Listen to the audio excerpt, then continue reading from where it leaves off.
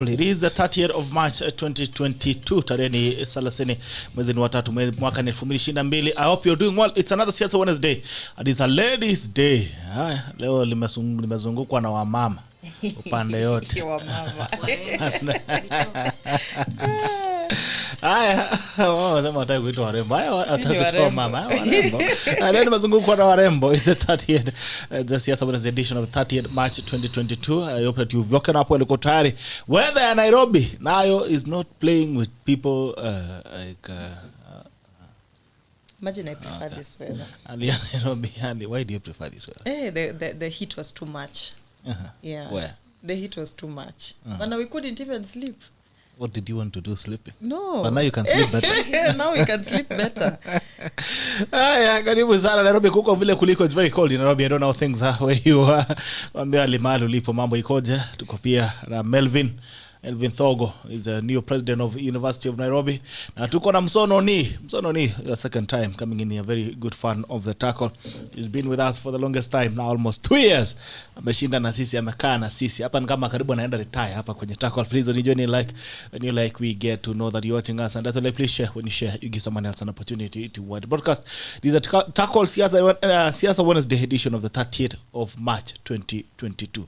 Na inaanza sasa hivi, lakini kama kawaida lazima tuende mbele za Mungu tuombe. Alafu tukirudi basi nakuja kuona salamu zenu. Anza na wewe, utatuombea. Acha niombe. It's been a while. Let's pray. Almighty God, we thank you for this beautiful morning that you have given unto us, O God. We thank you for the blessings of the rains during this season, O God. Lord, even as we sit here to tackle issues that are affecting us as a society, as a people, Father, we pray that you may give us the grace that we may execute these issues, thinking about the interests of the mwananchi, O Father Jehovah, and that we may have a fruitful discussion. We pray this, trusting and believing in Jesus' name. Amen. Asante sana women rep Ruth Ambogo, lakini nasikia uliogopa mechi. Every time I come here you tell me niliogopa mechi. The last time nilijieleza hadharani. The last time you disappeared on us, so we don't know what happened. Opportunities presented themselves. Okay. And so we thought that for now wacha tuachilie hiyo kiti, wengine wapambane nayo. I officially handed over to a good friend of mine. She's a young lady. Ndio tukasema sasa wacha wapambane na wale ambao wamekuwa kituharibia county. So kuna nafasi nyingine umechukua? Yeah. You running for anything ama? I'm not vying for anything at the moment. Yes. We are waiting to see what 2027 has in store for us. But for now, we are focusing on ensuring that the right people get to State House. Okay. We are now on the campaign to ensure that Baba gets to State House. So huko ndo tuko sahi. Hapo ndio tumeshikilia kidogo. So wacha sisi tucheze hiyo ligi nyingine, then 2027 tujipange vizuri. Tunacheza ligi ya mabazu. MELVIN THOGO, she recently won an election at the University of Nairobi. Can you take us into that? What has that been like? Pongezi kwanza. Well, thank you very much. It was quite a daunting process, but at the same time an interesting one. Kitu ilibaki kwa campaign. Ile unajua. Ni ugonyas. You need to untire. Trust me, we exhausted it. It was interesting, it was hard. I enjoyed the process. And it was it was a learning process as well, because I do realize that if I want to go into elective positions next time, maybe 2027, then this was quite the learning for me. And just to go into my experience, I didn't expect what I got. Okay. Did I? No, I did not expect. Because you expected more or you expected less? I think I expected.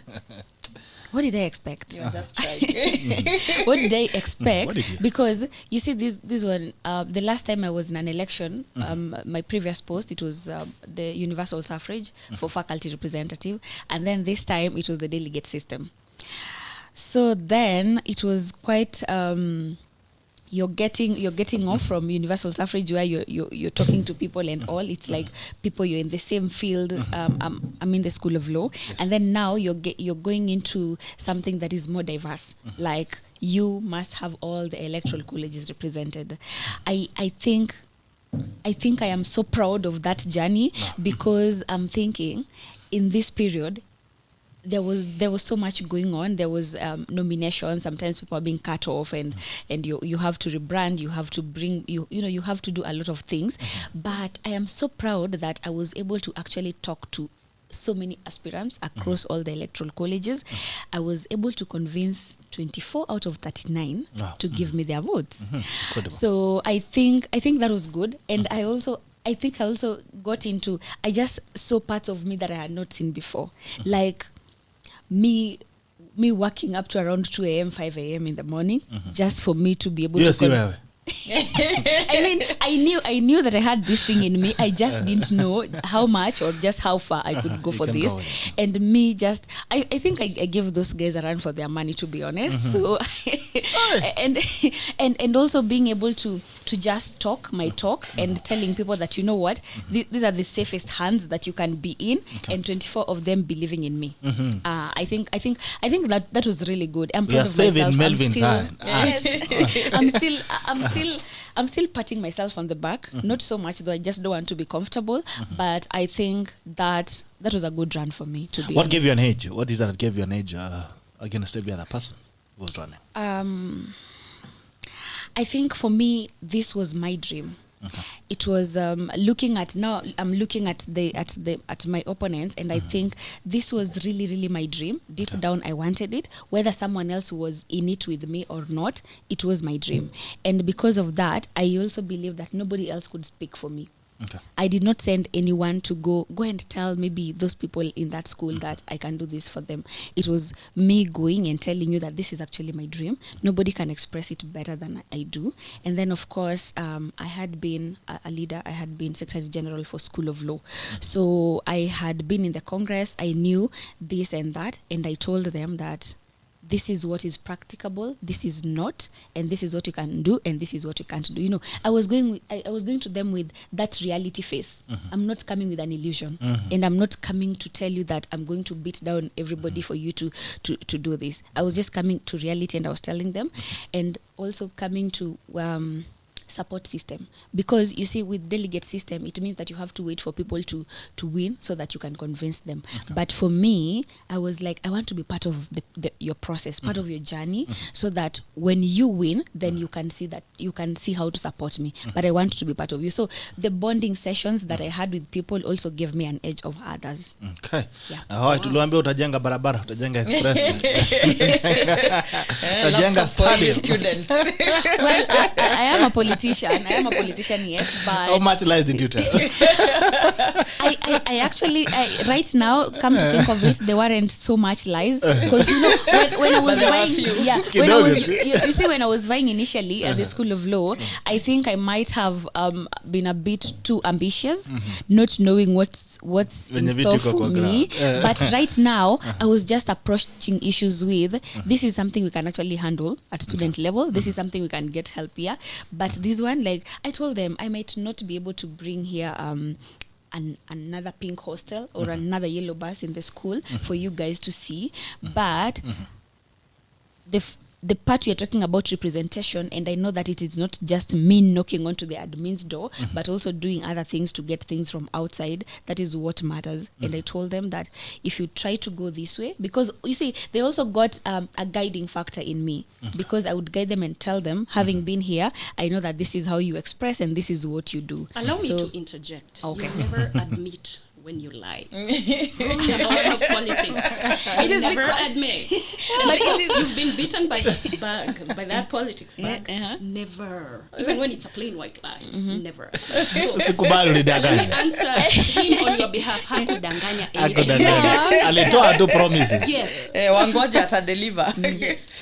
Promising is not lying, right? No, it's not lying. And it is you see, I have the intention to do it. So maybe in case something else comes between, but I had the intention, right? It will not be intention your is fault. more No, important. at that point, It could never. MELVIN, so what does this, very quickly, then we go to Madam, so Noni. What does this mean for you then? I think... what does it mean for you? This is big. Before, what it means for me, it means that now I have the weight of a public office on my shoulders, and it means that then I have to really, how I'm going to represent other people and how I'm going to represent my own brand also matters. And also on myself, it means that I have decided to take this path of elective politics. It means that then I can get into, I think for me, it means that I am ready for this field. I'm probably ready and very ready for politics. Siasa. So, yes, Siasa. So I'm grabbing the world by its lapels, and I don't know. I don't know. I'll leave it for you guys. I'm telling you, I'm just looking at her, and I'm when you were young. No. I mean, I'm so proud of her because I think before she chips in, I must say congratulations. I'm very proud of her. Clearly, she shows that she deserves the seat. How articulate she is. I like the fact that she looks at the future with so much hope, and that she's ready for this. And I mean, I would just want to encourage her and tell her that so many people who went through the student leadership system actually end up getting into elective politics. Absolutely. So it's not a dream that is far away from, it's not a faraway dream, it's not a far-fetched dream. And I mean, I would just want to tell her that we are here to support her, we are here to help her, and I know she will face quite a number of challenges. She's you're the second female student leader, yes. I mean, chairperson at UON. Sure. That's no mean feat, so congratulations. And we are proud of her. We are here to support her. We are here to give her the guidance that she needs. We are here to provide counsel when she needs it. And also just to let her know that the moment now that she set her foot into this leadership space, that there are challenges that will come along with it. Some of them will be so extreme. I mean, some of us, when we got into student leadership, because I also started at student leadership, but she reminds me of my days at Strathmore University. When I got into student leadership, I was so enthusiastic. But then looking down, I think how many years later, like 9 years down the line, say 8 years down the line, some of the challenges I have faced, I mean, first of all, the fact that you are in the public limelight, some of the challenges that you face by the mere fact of you being in the public limelight are challenges that I never foresaw coming my way. So I just want to encourage her that when those struggles and challenges come, I mean, just hold your head high and remember the excitement that you've had, that you have right now. Remember the hopes and the dreams that you have right now. Don't let that get lost along the way because of the challenges that you will face. But we will be here for you. Yes. And thank you, Ruth. I don't get to hear that every day. It's not every day that I come along a woman who's really encouraging me and telling me as it is. So, wanakwanga na shida gani? Not that wanakwanga na mashida. I think it's just like it's competition. Yes, and thank you for that, Ruth. You need to thank me for making you kutana with them. Good morning. Morning. Listening to these young girls, I am in awe. When we are off camera, you were mentioning that she could be almost the age of your daughter. Absolutely. Listening to these girls, small girls, what do you make? What do you feel? I'm looking at her, and she's around the age of maybe somebody if I would have had a kid right after high school, which I would not advocate for, but it happens. I would have a daughter that age, because essentially she's like 20 years younger than me. But I mean, you know why? When I was in college, I really did not care much for politics. I got bitten by that bug way later, and it was from a behind the scenes kind of perspective.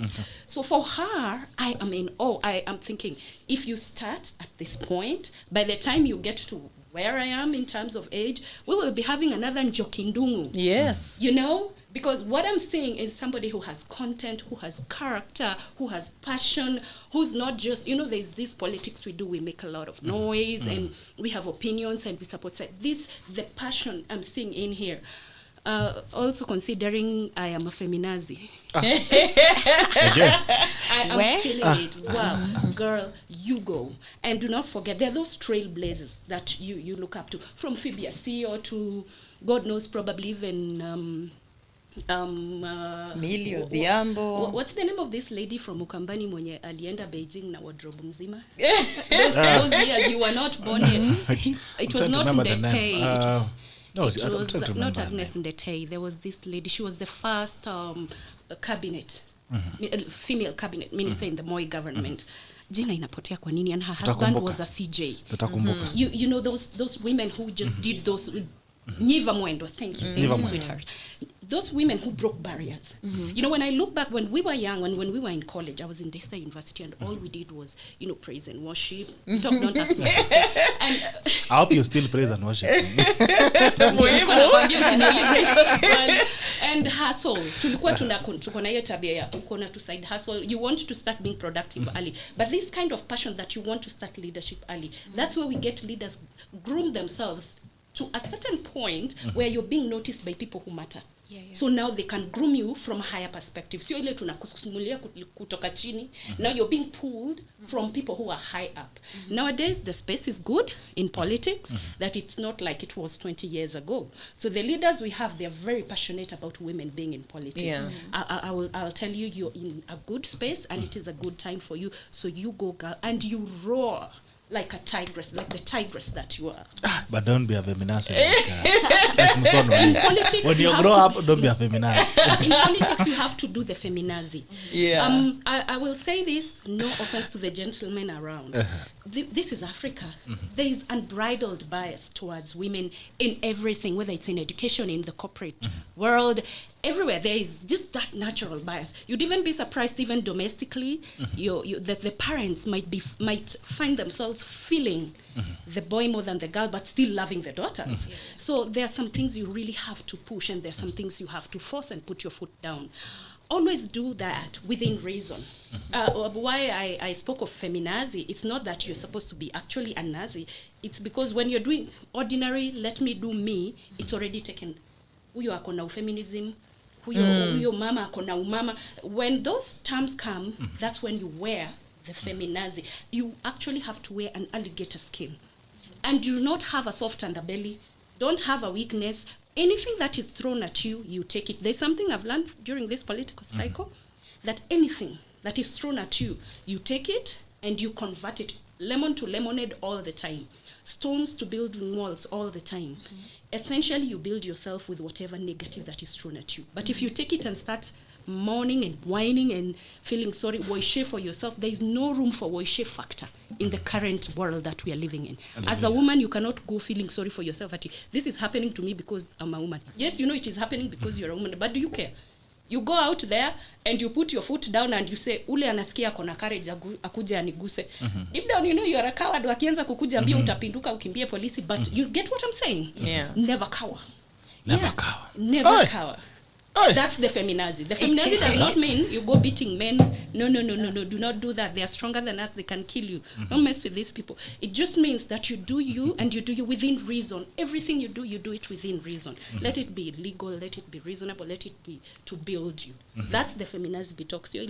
Okay. Nija nimeshtuka juu nimezungukwa na mama leo. And you decide you want to nyorosha me for the day. Haya.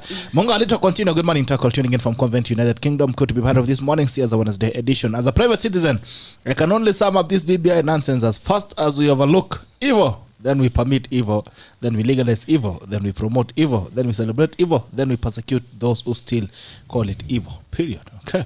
Collins, Mr. Okay, good morning to good morning to you. Cheruta John, good morning JB, good morning to you Cheruta. Langat Geoffrey Abari ya leo, tuned in from Kisumu. Asante sana watu wa Kisumu. Balozi Eric Meja, the reality is that Ruto is the most loved politician in Kenya today. Okay, and people are living in denial. Ruto is the only one who can stop himself. It's not Uhuru or Raila. There are people who don't understand that history favors Ruto. There are millions of Kenyans who see themselves in Ruto. That's making him a force to reckon with. Ground is Rutonized. Okay. Jinko, good morning, GB. Doing from Eldoret, Santana to Eldoret. Chalagat Mary, good morning, watching live from Westlands. Robert Arab Tirit, good morning, Team Tackle, watching from Nairobi. Lucky Sama Salimia again, wetu wa leo. Haya, wamesalimika Kiptanu Yego, Marchuro. Good morning, Gerald, watching from Parklands. James Mutinda, good morning, Bitok, watching from Likoni, Mombasa. Asante sana to Mombasa. Mutinda umepotea sana. Rotish Kipkemboy, good morning, watching live from Shauri Moyo. Governor P. Mushendu, pass my regards to these gracious ladies. Great show this morning, watching from the islands of Limuru. Asante sana, Governor P. Mushendu. Ungekuja unilinde na wamama. Kwa sababu ungekuja unilinda dhidi ya wamama. Ya Governor Nicheria, good morning, watching from Nairobi. Watu wa Ethiopia ndio hao, asante sana. Mungu alita continue never admit proper Kenyan politicians. Wamesema never admit that you lied. Okay. David Kosgei Chepsuge, good morning Gerald, watching from Farmers Town, Moist Bridge. Asante sana to Moist Bridge. It's a pleasure to have you this morning. Kiptanu Yego Maruchok, Melvin was a super SG. We saw a visionary leader in Gavana P. Mushendo Ambogo, wewe niko na vita na wewe. Aki. Mushendo nimekusikia. Robert Arap yasema she is Nyiva Mwenda, NONI MSOO. Okay. Wangui Kani aligeta skin bila handa belly minazi. Ya mama amka leo. Obed Kaiser, very wise Melvin. Julius Olilo, Melvin THOGO is overwise and will lead the great University of Nairobi to greater heights. Julius Olilo, she has the capacity of bringing comrades the lost glory. Mark Chalo, I'm happy for you Melvin. Sisi Nyiva Mwenda, NONI MSOO amesema makofi kwako. Haya. Asante. Haya. All right. Let's start all the way from the top. I'll start with you NONI MSOO. What do you think is the state of the nation? Hali ya nchi koje? Hali ya nchi, the state of the nation at this point is very, we must say, it's nondescript. Why am I saying that? Because things are changing so fast. The political topography is having this temperature this hour and that temperature that hour. Everything is going at a very fast-paced rate. Where we are at, everybody is walking on eggshells, and we are very cautious what we say or what we feel, because we believe that if we give it a certain vibe, it might end up being that. It is a fragile state. Obviously, it's an election year, so that is what happens. Everybody is cautious. However, like I always say, and like I say with such conviction, this is Kenya. There is always hope. There is hope for this nation. Why am I saying that? Because the people who believe in the nation, it does not matter whether they're in different political divides, they do so passionately. Okay. However, I must emphasize, and I am saying this without any fear of contradiction, the state of the nation is that we are absolutely looking forward to the RUTH presidency so that things can ease up. The tension we are having cannot be sorted by anything else except a RUTH presidency. It does not matter what we do, what we say, how high we go or how low we go, but where we are at. If you look at the players we have, I respect them all. I'm saying that tongue in cheek. There are some that I do not respect, but you do not admit those things. Like we said, there are some things you don't admit in politics. That's one but of them. Okay. The state of the nation is at a very fragile. It's quite fragile, but there is hope because RUTH is coming, and is coming without like akuna breaks round here. Don't you must remember that song of Around the Corner. Jesus. All right. It is a political show. We are not allowed to have interjections of song. Okay. But you know, when I'm in that passionate mood and I'm feeling that there is You're deep hope, in the spirit. Yes, when I'm deep in the spirit, I look for a song. Okay. And I have felt that around the corner. It's only that I do not want to blaspheme and say RUTH is coming. But let me tell you, Kenya, around the corner, Dr. William Ruto is coming. Okay. Yes. You know, when I walked in, when I walked in, I saw my sister dressed in blue, and I felt I was home. Even me, I assumed, you know. Finally, you go. I assumed I was walking. I was meeting a sister in Azimio, you know, only to find that she was a sheep in wolves. It's called what? In blue skin. In blue skin, you know. But I mean, she's entitled to her opinion, and What's the state of the it is quite unfortunate that she sees things from a very warped position as she does, because anybody who has been and it sounds to me that she seems to be a visitor in Jerusalem, because when you look at hope, when you speak about hope for the country, when you speak about where the country is going and where we wish it to be, and you look at the kind of leaders that we have that have presented themselves for the presidency, one would only want to know, or one would only want to admit, one would only admit that the hope of the country lies in the hands of the people who have worked tirelessly in the past to ensure that the country is where it is today. That people who have a record and a history of having fought for this country are the people that the country is safest in their hands.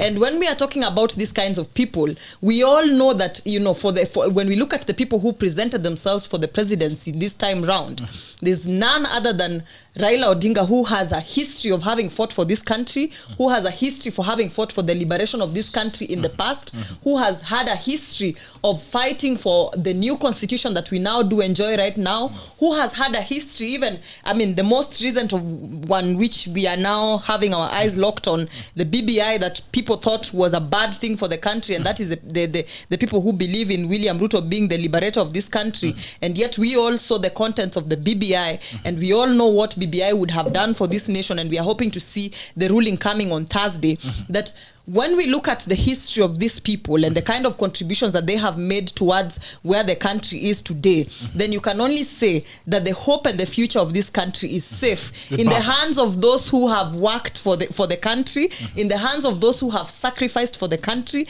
in the hands of those who know what it takes to lay down your life for the sake of a country. So if we are talking about hope, if we are talking about any hope around the corner, then I don't see why we would want to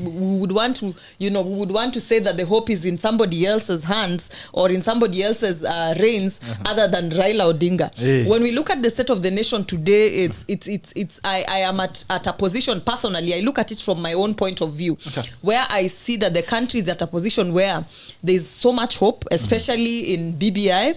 I will not say that I will not authoritatively say what the court will decide, but I would want to hope as a Kenyan that the Supreme Court will be the rescue for what had been intended as something that was a good idea for the country, as something that had been intended to transform this country, as an idea that was meant to move this country from one point to the next. But I will not sit here and take it easy when somebody lies to us, that people who have zero experience in fighting for the country, people who have zero experience in knowing what it takes to literally sacrifice for a nation, that the hope of the country is in their hands. That is something that I will not sit here and accept or take lightly. We talk. Hi, Melvin, what is the state of the nation? I've seen these guys, they've gone straight into the game. Yeah, first of all, I think I did narrate this Siasa Wednesday because I'm just like, where they started up there. Fire extinguisher. Okay, but I think they're talking about the political climate at the moment, but I would go into what exactly is the Mwananchi feeling apart from this Let's politics. talk about the nation. Yeah, and I think we have our burden mostly right now is the economic situation. Yes, the state of the economy, because we have an overbearing debt burden where every other day the price of something is going up. We are still the same place where we were when it comes to jobs, or probably even in a worse situation where we were 3 years ago. And then generally there's apprehension, like people do not know what do we do from now on, because you see Kenya is unpredictable when it comes to politics. We are like, should we invest? Should we not? Should we wait for August, September? Should we move our kids from one school to another? Should we relocate and things like that? So generally there is apprehension. When it comes to politics, I feel like we want to indulge, but there's also that fear. There's also that fear of which divide is going to do what. And also there is a lot of deceit going on, so we also are afraid to take maybe sides. Like for me, I mean, I wouldn't call out Raila or Ruto right now, because I lead a population of like almost 100,000 students, and they all belong to different political divides. So I wouldn't take a side right now at the moment, but I feel like talking from a point of representing the students, I feel like there's a lot of apprehension. We do not know what's going to happen. We do not know, are we still going to be here next time in September? Is it going to be war? Am I going to lose my parents? Am I going to do what? So I think there's generally apprehension because of our past experience with politics, but we hope for the best. And we hope that if it's Azimio, if it's Baba or Ruto, we just hope that you'll give us the best.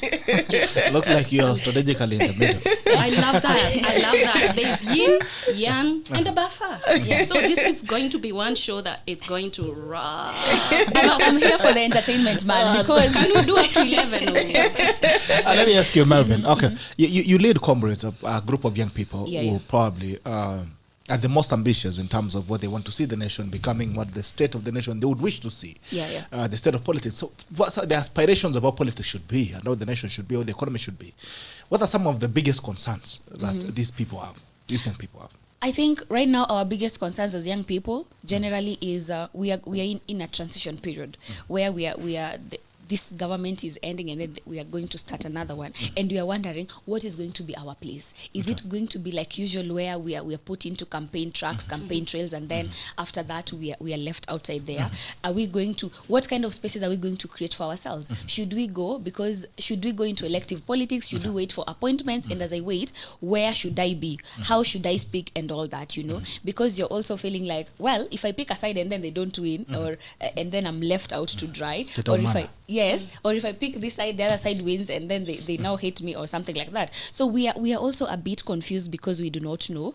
It's not clear. In as much as they want to believe that we are being included when we are told mobilize, let people come, but we are feeling like, apana, you actually using me to some extent, and this might not go fruit at the end of the day, because it's like a grand scheme and we are pawns. We're just being used for a scheme that feels like, sometimes it feels like we're being included, but if you look at it clearly, we are actually being excluded. Yes. So now you also do not understand when you're just playing by, well, I'm hungry, you're a politician, you have something, so I'll take it. But we are wondering, this exchange, does it just end here? And am I going to have something at the end of the day after this, after September? Where am I going to be? Because the exchange will now be over. You will be in government probably or outside.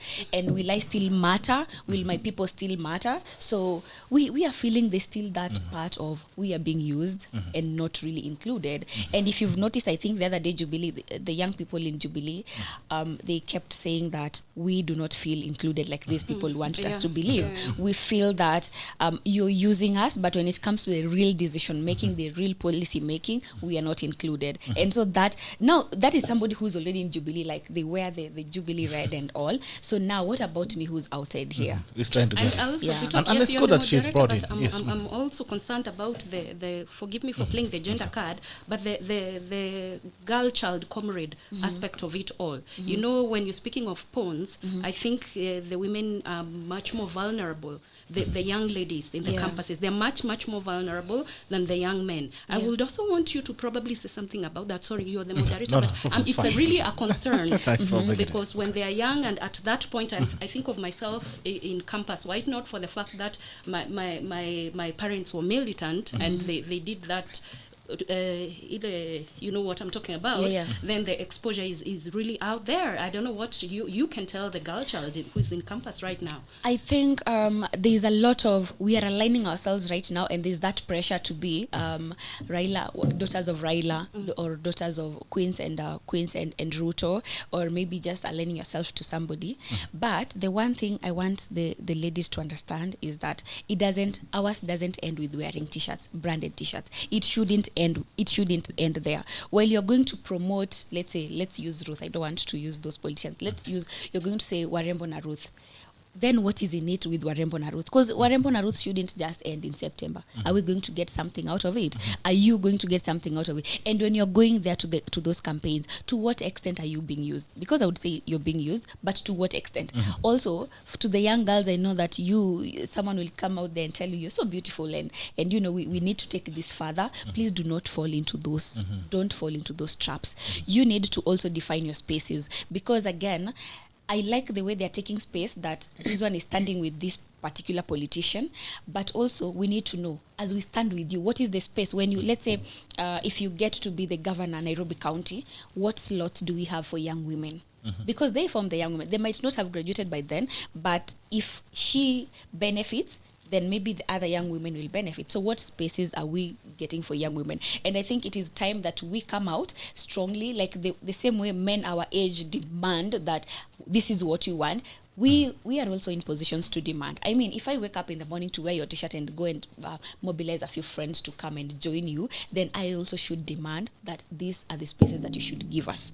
Not just, don't let it end there. And also, I want also to tell the ladies, also be the mobilizers. It doesn't, because I think a lot of comrades who are mobilizing, I see they're men, but I also want to tell the ladies, also be the mobilizers. Tell them that I can also bring 400 people on the table. So what's the consideration? And from it, get your spaces from it. So I think, and it is time we young women do not just wait for affirmative action, but actually take up space boldly. I do agree, and we get rid of the giggle factor. Yes, You know, that yes, because I mean, for me, I think Bitok, I would be very, very proud if I had to go out there and do something like, I'm going to fight. You know, like I'm actually going to fight with all I have, rather than affirmative action where you say this position has to belong to women. I'm actually one person who would never going to, if you say that this position specifically belongs to women, I would not take that. Where's your women rep?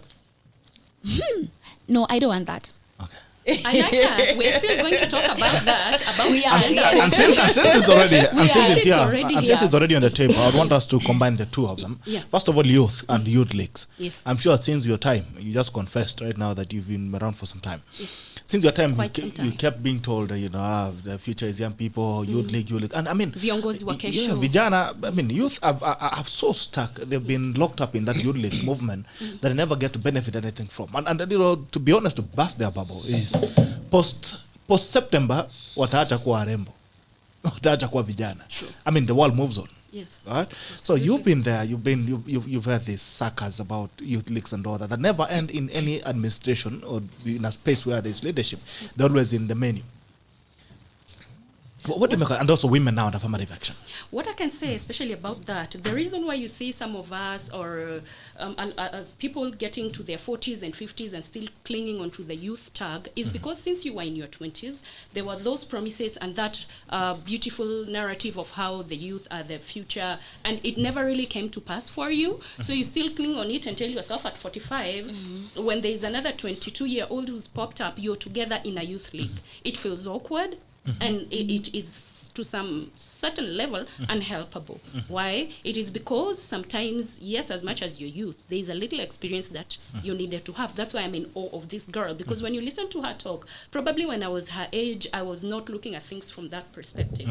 Not because I wasn't taught, but because life was kind of one-sided. Like we used to operate in traditional Kikuyu, you say you sleep with one side like a panga. But now when you have somebody who is 3D, who is 60 degrees as a youth, you know by the time you clock 30, if these things you're being told have not come to pass, you're being taken for a ride. But will you wait until you're 30, then you actually realize, no, it hasn't happened? No, because everything has an indicator. Everything has a litmus test. There's a way you can weigh your options. I'm here preaching to you, Ruto. And I'm a Ruto diehard for reasons ABCD. If I start listing for you, we are going to be thrown out of this studio. But they're there. There's so many. But now that they're there, there is an indicator. There is something that made me feel actually there's substance here. So for you at this age to be knowing that this is what I should use to gauge these stories I'm being told whether they're worth my while or not, when you have that capability, now you need to feed it to the other youth. That look at where you're stepping. Is it a firm ground or is it quicksand? Because most of the time politics is just quicksand, and then you get swallowed up easily. And I will emphasize, especially the young ladies, they get swallowed up quickly when it comes to the youth factor in politics. Why we combine the youth and women is because of vulnerability. Gerald, why? These are people who are easily influenced because of their I won't say hopelessness, I'll say hopefulness in life. Because of the way traditionally we have been as Africans, women and children come last.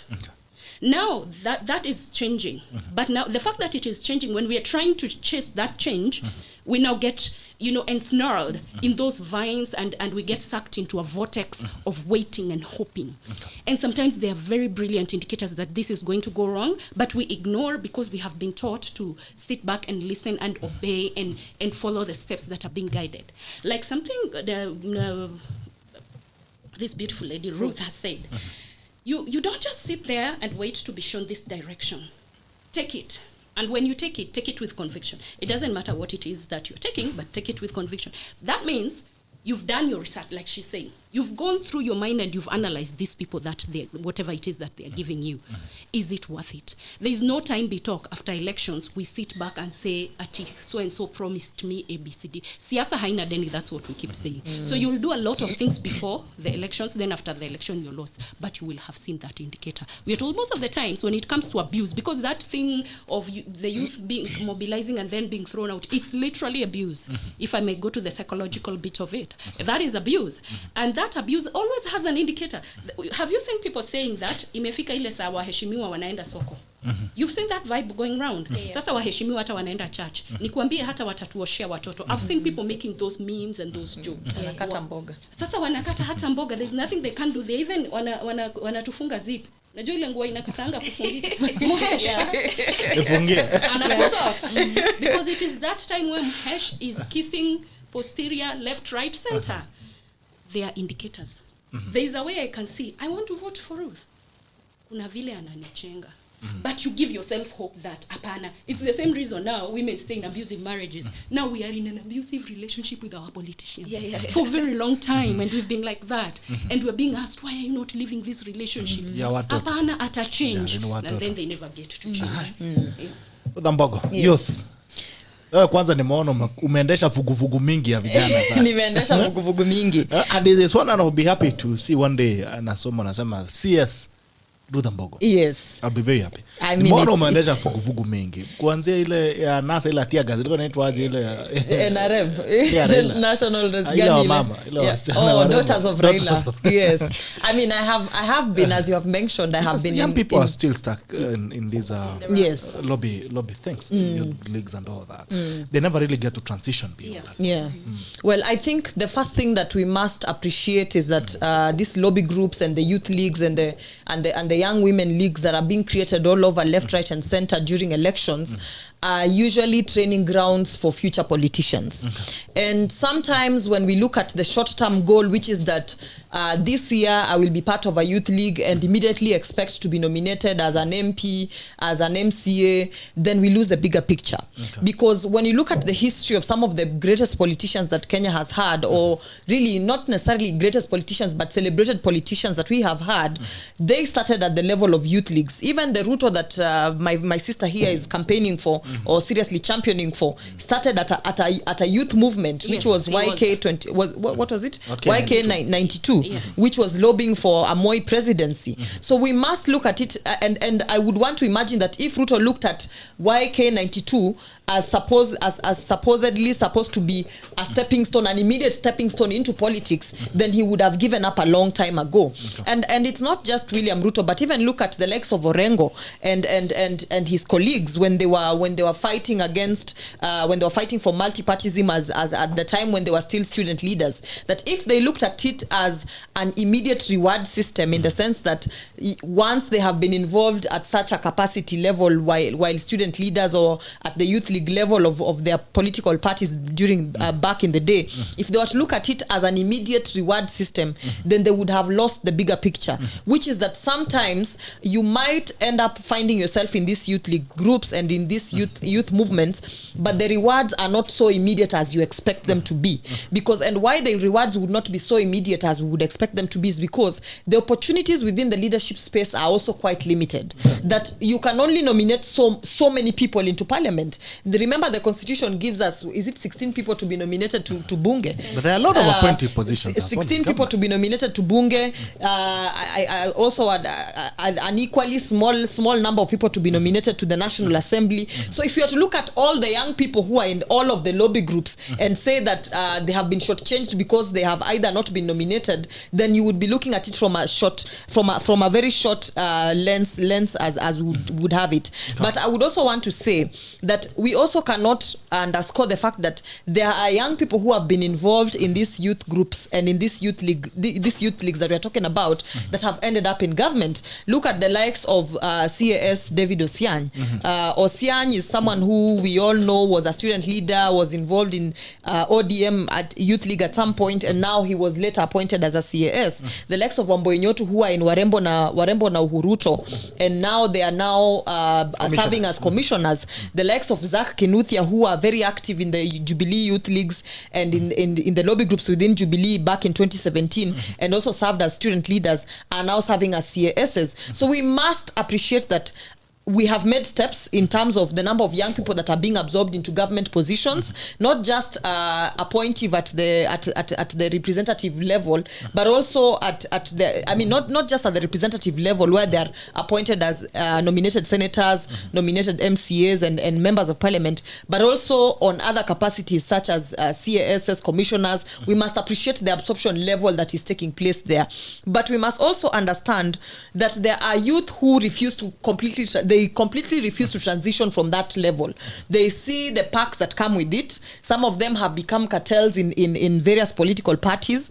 I mean, I will not even discuss about the issue, the Jubilee issue that she raised up. Okay. But I would come back to home, where my own political party, ODM, where you have some young people who are no longer young, but are clinging to spaces of youth leadership. In fact, in the ODM NDC that took place, they were actually petitioning that the party leader increases the age of youth from 35 to, was it 42 or 44? You know, and you ask yourself, these are people who, when you critically look at such propositions, these are people who have found a way of creating systems that work for them within these youth leadership spaces. Yeah. They have found systems that they can, benefit from, get some financial benefits here and there, and therefore they have refused to transition, because ideally, once you have undergone training, one should expect that you should take up the training that you have and transition into other spaces. And young people should also realize that the training that you get from these youth league spaces that we are in is not necessarily, it shouldn't necessarily be applied into the political space. Okay. You can take up that particular training that you get and the experience that you get and apply it into the corporate space as you prepare yourself years later to take up political leadership. But all I would say is that all hope is not lost in these youth league spaces. People get there and they actually become better leaders. People get there, and if it is a question of becoming better, they become better mobilizers, they become better coordinators, they get skills that one would not even get in the corporate space, skills that ideally should be used in various spaces that are not necessarily the leadership space, because we must accept that the opportunities within the leadership space are actually limited. Okay. Yeah. All right. Okay. That's it for you ladies. Haya, tuendelee na youth league. Ruth Mboga amesema tuendelee na mobilization. Ni muhimu. Okay. Now we have a BBI ruling coming up tomorrow at the Supreme Court. Tomorrow is Thursday, right? Yes. A BBI ruling coming up tomorrow. I don't know what you guys expect. Do you think there will be some level of clawbacks in terms of the rulings that have been made by the previous court? So, do you think BBI could come back? Do you think it could go and go and go and go? Melvin? It could go both ways.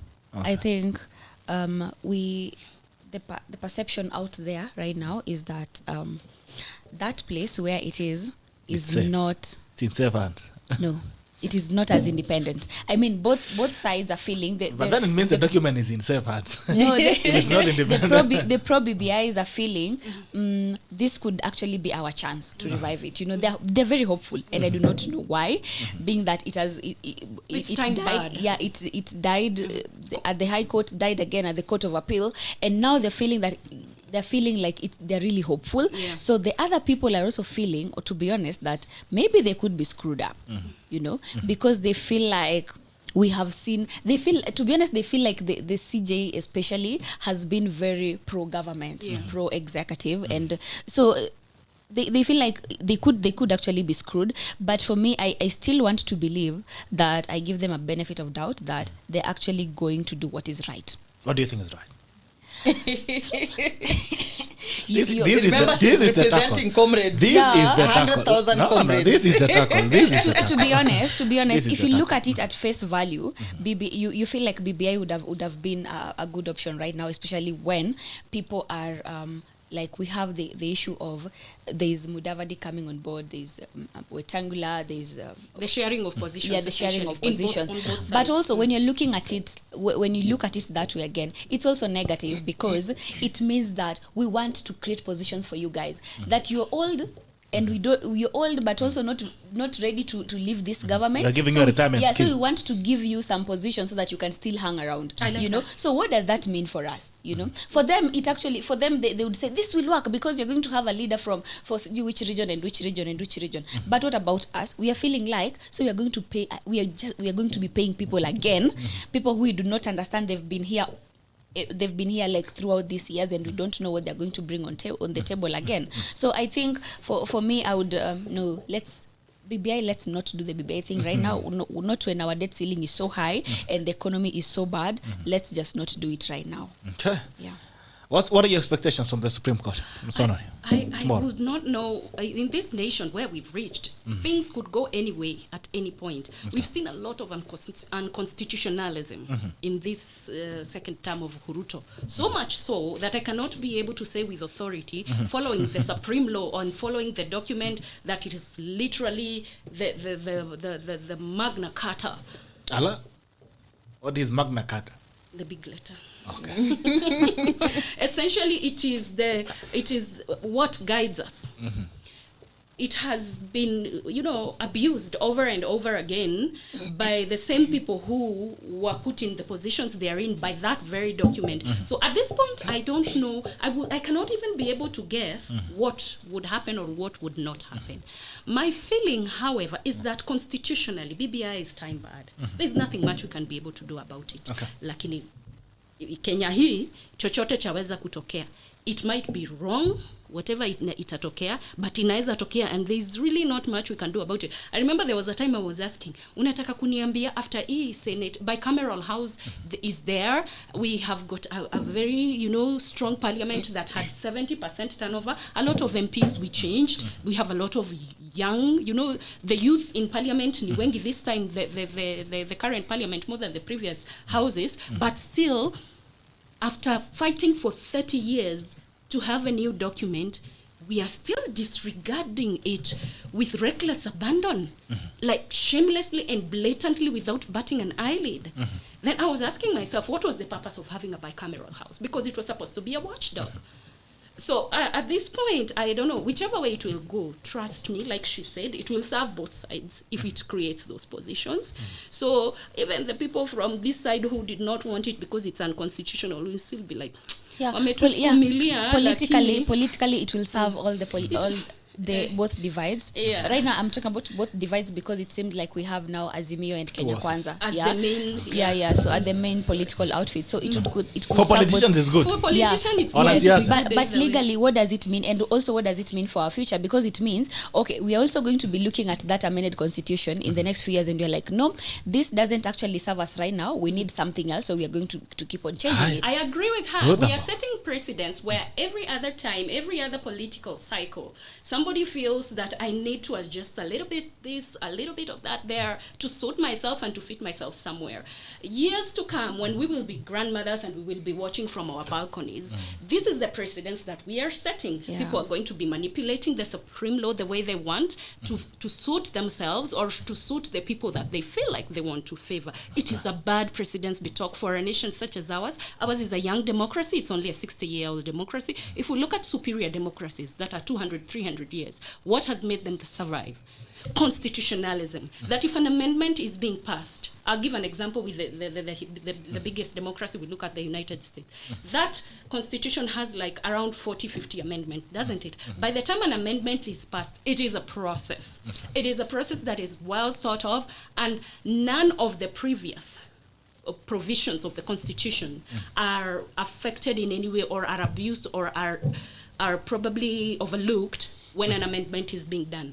When we are doing constitutional changes, which we are going to continue doing, that's the purpose of Parliament, the lawmaking house, we need to follow the current serving constitution under whatever circumstances. I'll still say this, haitakuwa hasara kwa any side. Itakuwa value. Itakuwa hasara kwa hawa. Unaona hawa watoto? Itakuwa hasara kwa wao kwa sababu watakuwa sasa tumewaekelea on a shaky ground because they will not have something solid to work with. AMBOGO, nasikia itakuwa hasara kwa. The heat is coming. The heat is coming. Well, one thing that I must correct from these two amazing ladies is that I have two issues before I predict how tomorrow might go. Number one, I am totally against the narrative that there will come a time when somebody feels, the whole narrative of if anybody feels or somebody feels that they want to tweak the constitution to match their desires, then they would, they would institute changes of the constitution at whatever during the electoral cycles and electoral periods. And why I would want to negate that narrative is because when the BBI process began, we must not forget how the process began.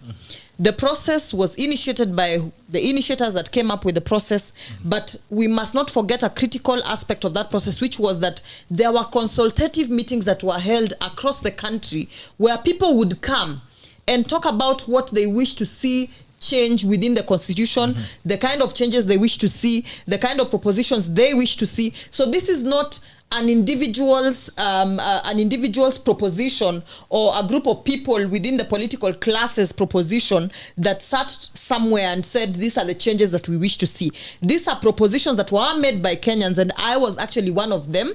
And some of the propositions, in fact, a majority of the propositions that I saw within the BBI document are some of the propositions that that we presented as part of the group that went before the commission and the committee, as well as other groups that came before the committee and gave their presentations as to what they wish to see changed within the constitution. So we must be totally against the idea of Kenyans or a few Kenyans making it look like a few individuals within the political classes wanted to see some changes within the constitution and therefore decided that things should be done the way they wish to be done. But these were Kenyans who came together. These were Kenyans who sat in conference halls and in meeting centers and said, this is what we wish to see changed. In fact, even the whole issue of sharing of positions and having creation of new positions for the sake of ensuring that there is peace and the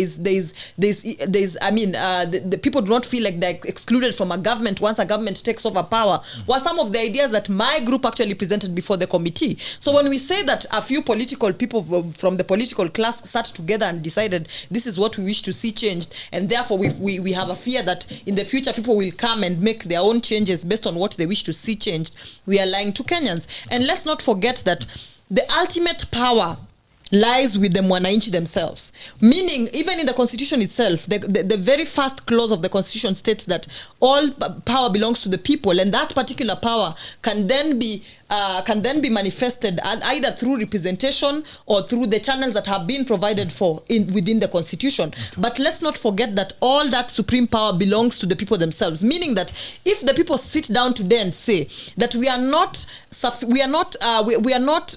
do not feel that the 290 constitutions serve us sufficiently, and therefore we need more. We cannot begin to question the people, because the people have sat down and said that if we look at the representation in some of the constituencies, for instance, we see that we have a very high population, and yet we are still expected to be represented by one person, as compared to other constituencies that actually have literally half the population or even a quarter of the population and are represented by one individual. And therefore there might be some unfairness or there might be some injustice when it comes to distribution of resources. And then secondly, we must also move away from the idea, and this is an idea that seems to be pushed by the newest member of leadership within the leadership space, that this is all about power sharing.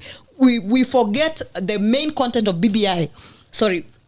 We tend to run away from the core contents of BBI, which are that there was the proposition to have an increased allocation of resources within BBI, to the counties. There were propositions on increasing of constituencies. There were many other propositions that did not necessarily touch on the distribution or rather the creation of new positions. So we must run away from the narrative that this was all about creation of new positions. And then now coming to the prediction of tomorrow, and then also the third point before I come to the prediction of tomorrow is that what was at the contention within the court was not the content of BBI. At the courts, the questions were not whether the contents of BBI were good for the country or bad for the country, but the process within which the process that the BBI was introduced to Kenyans. That is what was at contention. The questions such as who had the right to institute these proceedings, who had the right to introduce these new changes, how did the process process go? Did we have a properly constituted IEBC? You know, does the president have the power to initiate this particular conversations? And basically, what are the proper channels to begin such conversations? So what I foresee happening tomorrow is that certain clauses might be overturned from the Court of Appeal.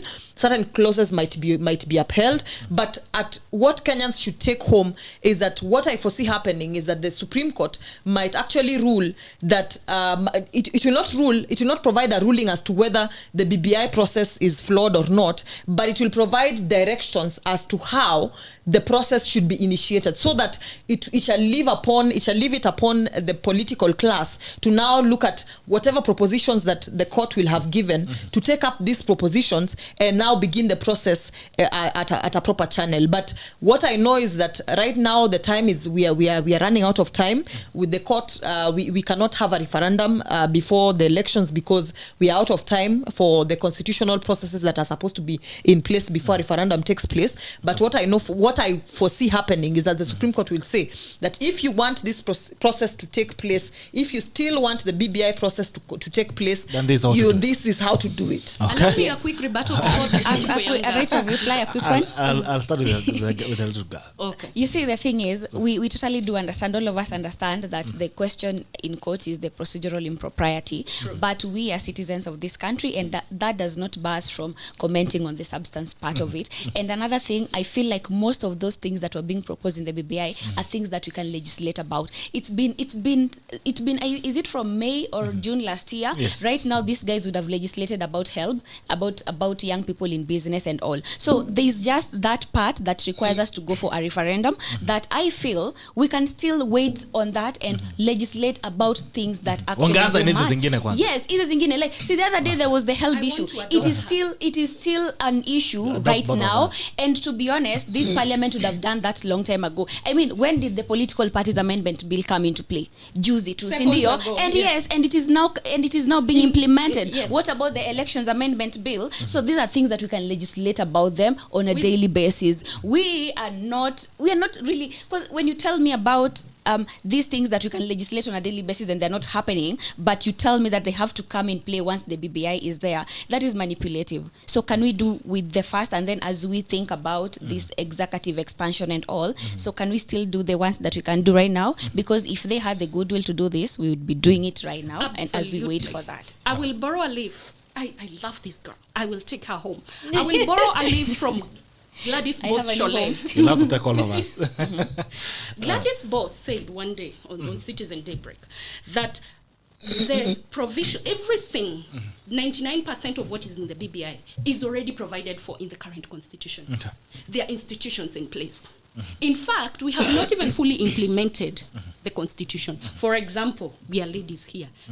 Munawashangwa na 21% ya representation in parliament. There is the gender quota for the women reps, but there's still a lot that needs to be done for the 21% of women who are 75 members of parliament to go to a slightly higher number. So there's so much we haven't implemented, BTOC, isn't it? And we are able to implement it. Why we have a bicameral house is to enable some of these things. We are not paying 60 senators and an additional members of parliament for them to go there and sit pretty. No, it is for this work. And because a lot of these things, like for example, the constituency, we have,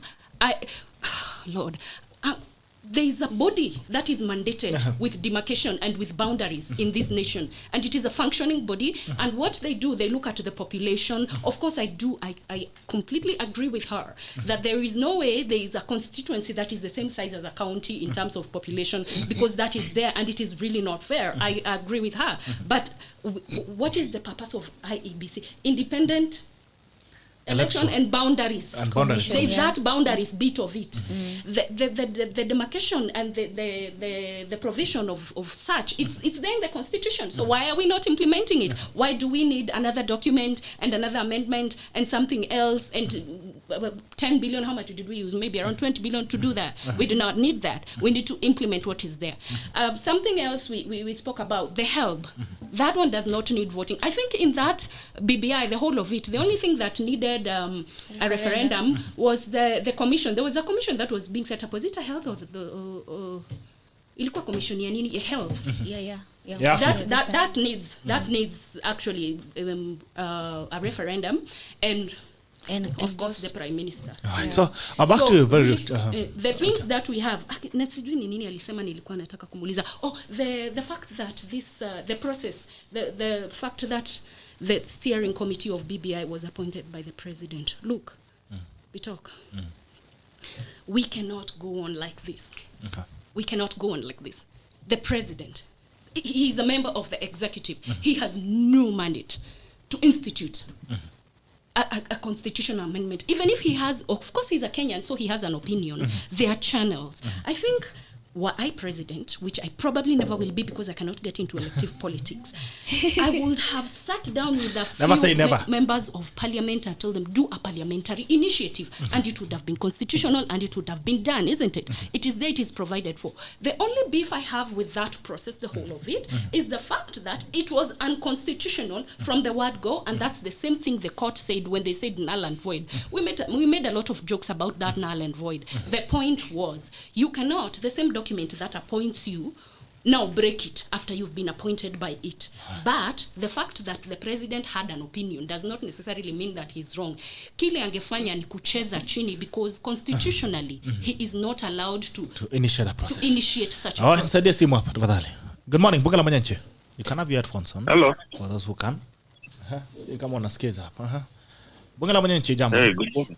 Good morning. Hey, mambo. Salama sana. Naongea na nani? Unaongea na Davis. Sema Davis, mambo. After sana, I'm just following what the ladies are saying. But the thing they have not told the local mwananchi is the cost of maintaining the positions that are being created by the BBI. I'm not against the BBI. But your cost ya to maintain your positions, especially the Prime Minister, the Deputy, and staff, is what is going to drive the Kenyan economy to the ground, and it's already bleeding. And then for them to, and also for the comments of the people who are saying, we need new blood into the Kenyan system, which is okay. But now the thing is, the people that are already there are not doing any progress. Somebody gets into the office, especially the young people, and then within a very short frame of time, they totally change wanakuwa kama wazee, because look at the young guys who are in the Senate and in the parliament, in the current parliament. What is it that they've done that we can say, if we bring in new blood, it's going to change how things are currently. Okay. So that is the one thing that the issue is not the issue we have right now. It's lack of responsibility. We need to hold our leaders responsible. Like we don't have that watchdog whereby if you're elected into a certain position and you do not perform, people can come and be like, well, you've not done your job since you got Nini, and then we can kick them out and bring in somebody else who can do the actual job. So now we are just backing. Davis, do you actually know that we have a recall clause in our constitution that the Wananchi has failed to utilize? We have a recall clause in the constitution, a situation where if you are not happy about your elected leader, you can actually go ahead and collect signatures and impeach that guy. Okay, tell me where it has ever been used. So do you think there's a problem with the Wananchi or there's a problem with the institution of politics? The problem is, when you bring that clause out there, it will be shut down even before it gets to, even before it's hard. So the problem is not with the Wananchi. The problem is with the guys who think they have the power. Whenever Wananchi raises an issue, inakuwa squashed before it's even hard, and before people have listened to it and be like, okay, this is what it is, because these guys, the guys who are in power are defending each other left and right. That's the problem that we have right now. Because these guys, if you're against a certain leader, hata utapata ule mwenye who was against that leader at a particular point is supporting that very, very, very person. Okay. All right. So what good is the constitution to us if we are not enacting what is already there? All right. Good question. What's the use of considering if you're not what's already there? Haya. So ingine uko na swali nyingine? Yeah? Do you have any question or contribution? Ya mwisho? And another thing I wanted to which I've already raised about that we need to get rid of the old guard dogs and bring in the new guard dogs. Mm-hmm. If you're looking at the group that is in Azimio right now, and you look at the group that is in Kenya Kwanza Ruto camp, these guys have been there through the ages, So when people are saying, let's get rid of Azimio and bring in the Kwanza team, I think we're gonna new blood in it. I'm like, where, but now we are lying to ourselves. Especially if the Kama Ruto has been there since boy back in the 80s. When he was busy selling chicken. Mm-hmm. He's been in every position, and he's been in most positions in the cabinet as well. Mm-hmm. That is why I'm going to support what Kabogo said. I think was it last week. Where it was like, let these people come out with their report forms of whenever they held certain positions in the government, what they actually did. The track record is what we need. And let's elect people based on what their track record is. Okay. Not on what they're going to do. Because Ruto now is promising us, this is what I'm going to do, the bottom-up economy. Mm-hmm. Let's ask him, when in 2013, the promises he gave to Kenyans when he was in Jubilee, and the promises he gave to Kenya in 2017, have any of those been fulfilled? Okay. Haya. Swala nyeti. Asante sana, Devi. Hope to see you again soon. He's a good tackler. All right. 0779-800-010 or 779-800-010. Bunga la mwenye nchini kwa wazi nambari ni 779-800-010 0779 800-10 779-800-010. Bunga la mwenye nchini kwa wazi. Zapiga simu uweze kuchangia kwenye mjadala wa leo. Haya. I was coming back to you, Ruth. Yes. On the issues, the questions that are coming on both sides. That these are issues that can be legislated in the House. She has mentioned several issues that have been legislated very recently that have been good to the political class because they needed it, and they have really gone fast to that thing. Bwana, for Kwanza political, go to a political party's bill. Within 1 week, it was already assented by the president. Yes. What is stopping them from passing these bills that can be useful to mwananchi? Alafu ingine ya kugawa executive tunaweza ngoja. Hakuna haraka. No, I mean it's a question that every Kenyan has, and it's a question that we all, I mean, even I who supports BBI also asks that for the those are the questions that those of us who support BBI ask, and what we must, and for me, what I like is the fact that we know that what needs to go to a referendum needs to go to a referendum, and what needs to be legislated needs to be legislated. So I think whenever people always bring up that question of can't we just legislate what needs to be legislated, and can't we just take to a referendum what needs to be taken to a referendum, to still fight the BBI process, because even the drafters of BBI understand that there's a difference between what needs to be legislated and what needs to be taken to a referendum. So and the ruling tomorrow is still on the contents of what needs to be taken to a referendum, or what needs to be subjected to a referendum. So I mean it's incumbent and it's upon the members of parliament to legislate, and we hope that they do in time. And I mean it's also a measure of what kind of leaders that we do have, and then again it's a question of the type of leaders that we have elected to parliament. And here we cannot begin to say that the leaders who are supporting BBI are the ones who should legislate. It's upon everybody in that particular parliament. They own the agenda. Have they it's upon everybody in that particular parliament, because remember, even the guys who are against, the members of parliament who are against BBI always say that the issues that need to be legislated, meaning they also have the responsibility of taking the issues to parliament. Because I remember at the end of the day, we are all agreeing that these are questions that would be, these are issues that would need to be fixed. These are changes that if made would be good for the mwananchi. Okay. So it is upon everybody who is elected to take upon themselves as a responsibility to take these issues to bunge. Yeah. Can you imagine, because we've had BBI from 2019. Yes. Now we're in 2022. Probably 3 years. We should be heading to the 4th year. Now the same energy that has been that has been invested in pushing for the other for the document in itself as BBI. Can you imagine if the same energy was also put in legislating these small parts of the document? Do you think we could have made a traction or most definitely we would have made progress, but we must also understand that Parliament also has its schedules and bills before Parliament prior to these new issues that we would want to have legislated. I mean, I'm sure members of Parliament, even right now, as their term is coming to an end and Bunge is almost being inaitwa kuvunjwa.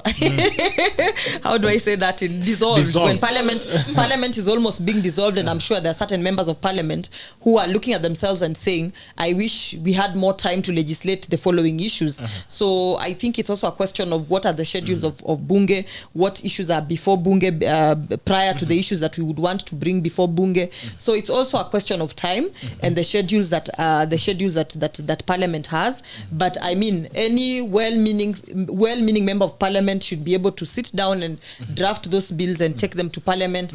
And I mean, that's why some of us were hoping that we would put ourselves out there to be elected and fast track some of these processes. It's just the timing that was not right for us. Right. Okay. Yes. If I was a politician running for a position, ningekuja niseme ile maneno tulikuwa tumeweka, maneno ya vijana, tax free, maneno ya help, maneno ya nini, hatukupata time ya kutosha kwa hii bunge ambayo inapita. Kwa hivyo mnipe nafasi nyingine alafu niweze kusukuma hizo zingine ambazo zimebaki. We live in a very beautiful country. Any response on the caller? Nope. Okay. Yani have Davis talked about what we are not telling people, the cost. I don't want to interfere with that. I want to agree that the cost of maintenance, and that's why I said with this debt ceiling that we have right now and the economy is really suffering, we shouldn't do this because we know what it means to the economy, and that is our major concern right now. When everyone is not right and nobody is living the way they would want to live, I mean, it would only be a bitter country, and we can't afford to take our people through that the next 5 years. So yeah, that's right. Okay. All right. I agree with her. We have not recovered yet from the cost of devolution. Devolution is very expensive. It is a good thing. Devolution is one of the best things that the new constitution gave this nation, but we have not yet recovered from the cost of implementing devolution because we have issues with grand larceny and pilferage, and a lot of funds are being hemorrhaged from a county level. So we have not yet gotten to a point where indeed we are doing proper legislation and proper watchdog responsibilities when it comes to devolution. So already we are bleeding dry, and the fact that the only thing that Parliament can do is raise the debt ceiling higher and higher, yet we have not yet been able to establish where we are going to source the funds to repay that debt also tells us something. And like the caller said, the Parliament has got a lot of new members. Like I said, 70% of the current Parliament is new guys. So essentially, it's just new wine in old wineskins. There's a habit that politicians get when they go to Parliament. They go with the flow to avoid probably standing out like a beacon or maybe being pointed out at ule mwenye anachoma. That is very wrong. When we are going to get to a point where we have someone like Ruth, who's very sober. Like she says, yes, I support BBI, but there are some things I'm looking at and I'm wondering, why are we not implementing these things? I like that. Like, there's no ile udai hadi ani BBI na ni BBI na ni BBI. She's asking a question that everybody else is asking. So if we were to get such legislators in Parliament, that somebody is standing out and saying, you know what, this is wrong and this is definitely not what is going to happen, then we are going to even grow our democracy to a point where our institutions are going to be functional. Because as we see it, our institutions are not functional. I might say this and somebody will say, I am an enemy of devolution. I am not an enemy of devolution, but our counties are not yet working. We are bleeding. We're just bleeding dry and nothing is showing. We need a lot of vitamin K for those counties. You're bleeding iwache ya pesa. Because at where we are at, tuta continue kukua na deni, na pesa zinaendelea kutumika na hazionekani. Na at this point, unaona hata the central government, yes, a lot of money is being lost there, but the money that is being lost more blatantly is where ni pale penye it was supposed to in a function best, because devolution was supposed to take money to where? To grassroots. Now, I'll also defend there's something Davis talked about, the promises that Ruto made in 2017 and the fact that Ruto has been around. Look, there's something Ruth said. I will quote her again, because she's more mature than I am in politics. You do not get to be converted to be a particular level of a politician overnight. Yes, we are worried about being youth league for 75 years. At some point, you have got to transition. Either give up completely, useme hiki tu hai work, or like she said, this youth league must translate to something at some point, not necessarily nominated positions or favors by leaders, but it also spills out, there are other issues, there are other matters in the economy that have been felt by these people who are actively campaigning that is outside of politics. That's something that she talked about, and that's something that Ruth also talked about.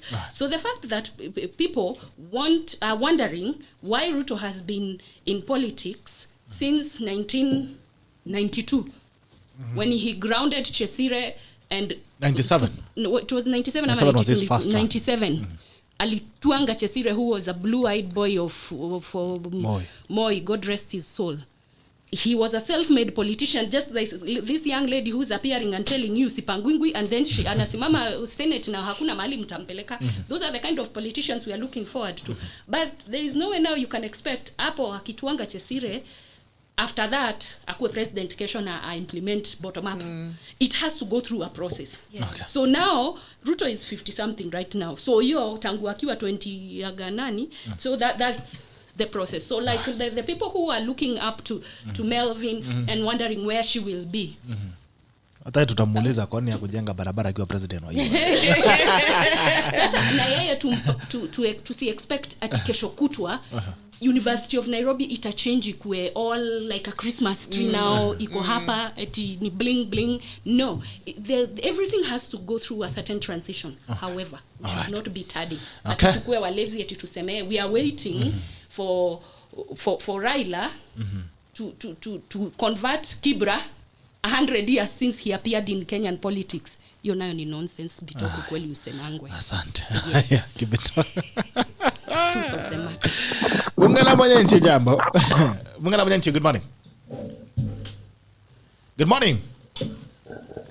Jambo. Bungala Mwanyanchi. Hello? Yes, good morning, sir. Good morning, chief. Naongea na nani? Na huko mali kuna upepo kidogo sijui.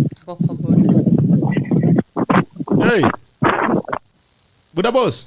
Hi. Gibidok Shog tuned in from Kawa Barracks, Sunday Paul Shundu. Good morning, guys. Nice discussion watching from Mombasa. Rehan Bridget watching from Gongro, Asante. Marion Stechi from Moi University. Asante. Governor Nick Cheria. The state of the nation. 1. Political temperature is high. 2. Poor governance. 3. High cost of living from cooking oil to fuel. Hey, maze. This ayata unaweza eka tagari mafuta ya kupika. Thomas Chisebe Vale Kate niko ndani kabisa. Asante. Alexis Bibia is not a person. Tony Kipkwej macho ine. Okay. Leo Tony Kipkwej anasema nina Alexis Baba the sleeper. I don't know what that means. Anyway, John Wathike, Melvin Thogo watching you live from University of Nairobi Upper Kabete campus. Ryan Bridget, I was the chair lady Warembo na Uruta Bomet in Bomet County in 2017 led by Nyutu, but I did not get any support from them after that. Guest Noni, is there any opportunity? I like politics and I can pull masses. If they can listen to me, till now I have people asking me why I did not go for women rep position. Okay. Cheruyot Kipkwe Cheruyot anasema huyu Ruth Ambogo ameoleka. She is very bold and brilliant. Iko bwana hapa bwana kutoka. Hata mimi ndio ndakula mahari atako. Mimi ndio baba yenu hapa. Kiptanu Yego tunasema Ruth, the process is as good as the outcome. Okay. Asena T. David following up from Uganda. Thank you guys from Uganda. It's always a pleasure to have you. Enoch Limo, BBI creating more police position is going to suffocate us, as that now the government is struggling to pay salaries. BBI is a no for me.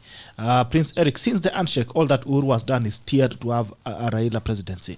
Personally, I think the BBI on the part of the executive was to ensure that Uhuru is in the next government and as a member of the executive. This explains the division with his deputy and all the fake propaganda he is bringing about how to depopulate Ruta. Then I clear first. Good morning, GB and our panelists. Kenya iko free mode. It will go election. The problem is that we keep elevating these dynasties. It's high time we shut them for good. Vile Kiprono and some are locked in. Okay, that's on Facebook. Let's go to YouTube. Kidogo. Angalia. Make Chalo, I'm happy for you, Melvin CC. Nivamanda, I think NONI. So yes, NONI. So we need fresh brains and with the hold and out with the hold. Make Chalo, RUTH, we cannot vote Raila for purportedly fighting for the country. Is he better than the army generals who have died for Kenya? And then they're supposed to also be rewarded equally. Only RUTH has an agenda. CC, no Azimio team have ever done good for Kenya. Been there, tried and failed. BBI is unconstitutional. Uhuru and his long-term comrades need to go home. Raila has only sacrificed people's lives every election, not good for the nation. Make Kialo, to vote for Raila because of all RUTH has said is to mislead Kenyans. The problem facing Kenya is not a question of who fought for what. It's a question of making a choice between the past and the future. We are called to choose between employment or handouts, employment or family protection. Okay. Jabo, bunge la mwenyechi. Jabo, good morning. Ni Kavana Nick Cheruiyot. Dada habari ndugu, mtu wa Ethiopia. Salama sana. Ningependa kusema, according to me, my expectation about tomorrow PPI ruling. Ningependa kusema ya kwamba mimi ningependa itupiliwe mbali. Okay. Si karibu hata itupiliwe mbali. Despite the fact that I support Raila presidency, but I'm against PPI, simply because we cannot create more opposition. I think we with the current constitution, we have some of the things that we need to do more. We don't need to expand maybe cabinet to fit some of the people because they are coming from maybe other tribes or other regions. We need to fanya bidii more about the current constitution. Alafu about the youth and siasa and politics. Na youth leagues. Ningependa kusema, unajua youth wametumiwa sana kisiasa. Sisi tunakumbukwa tu wakati election inakaribia, but for the last 9 years hakuna mtu ametutafuta.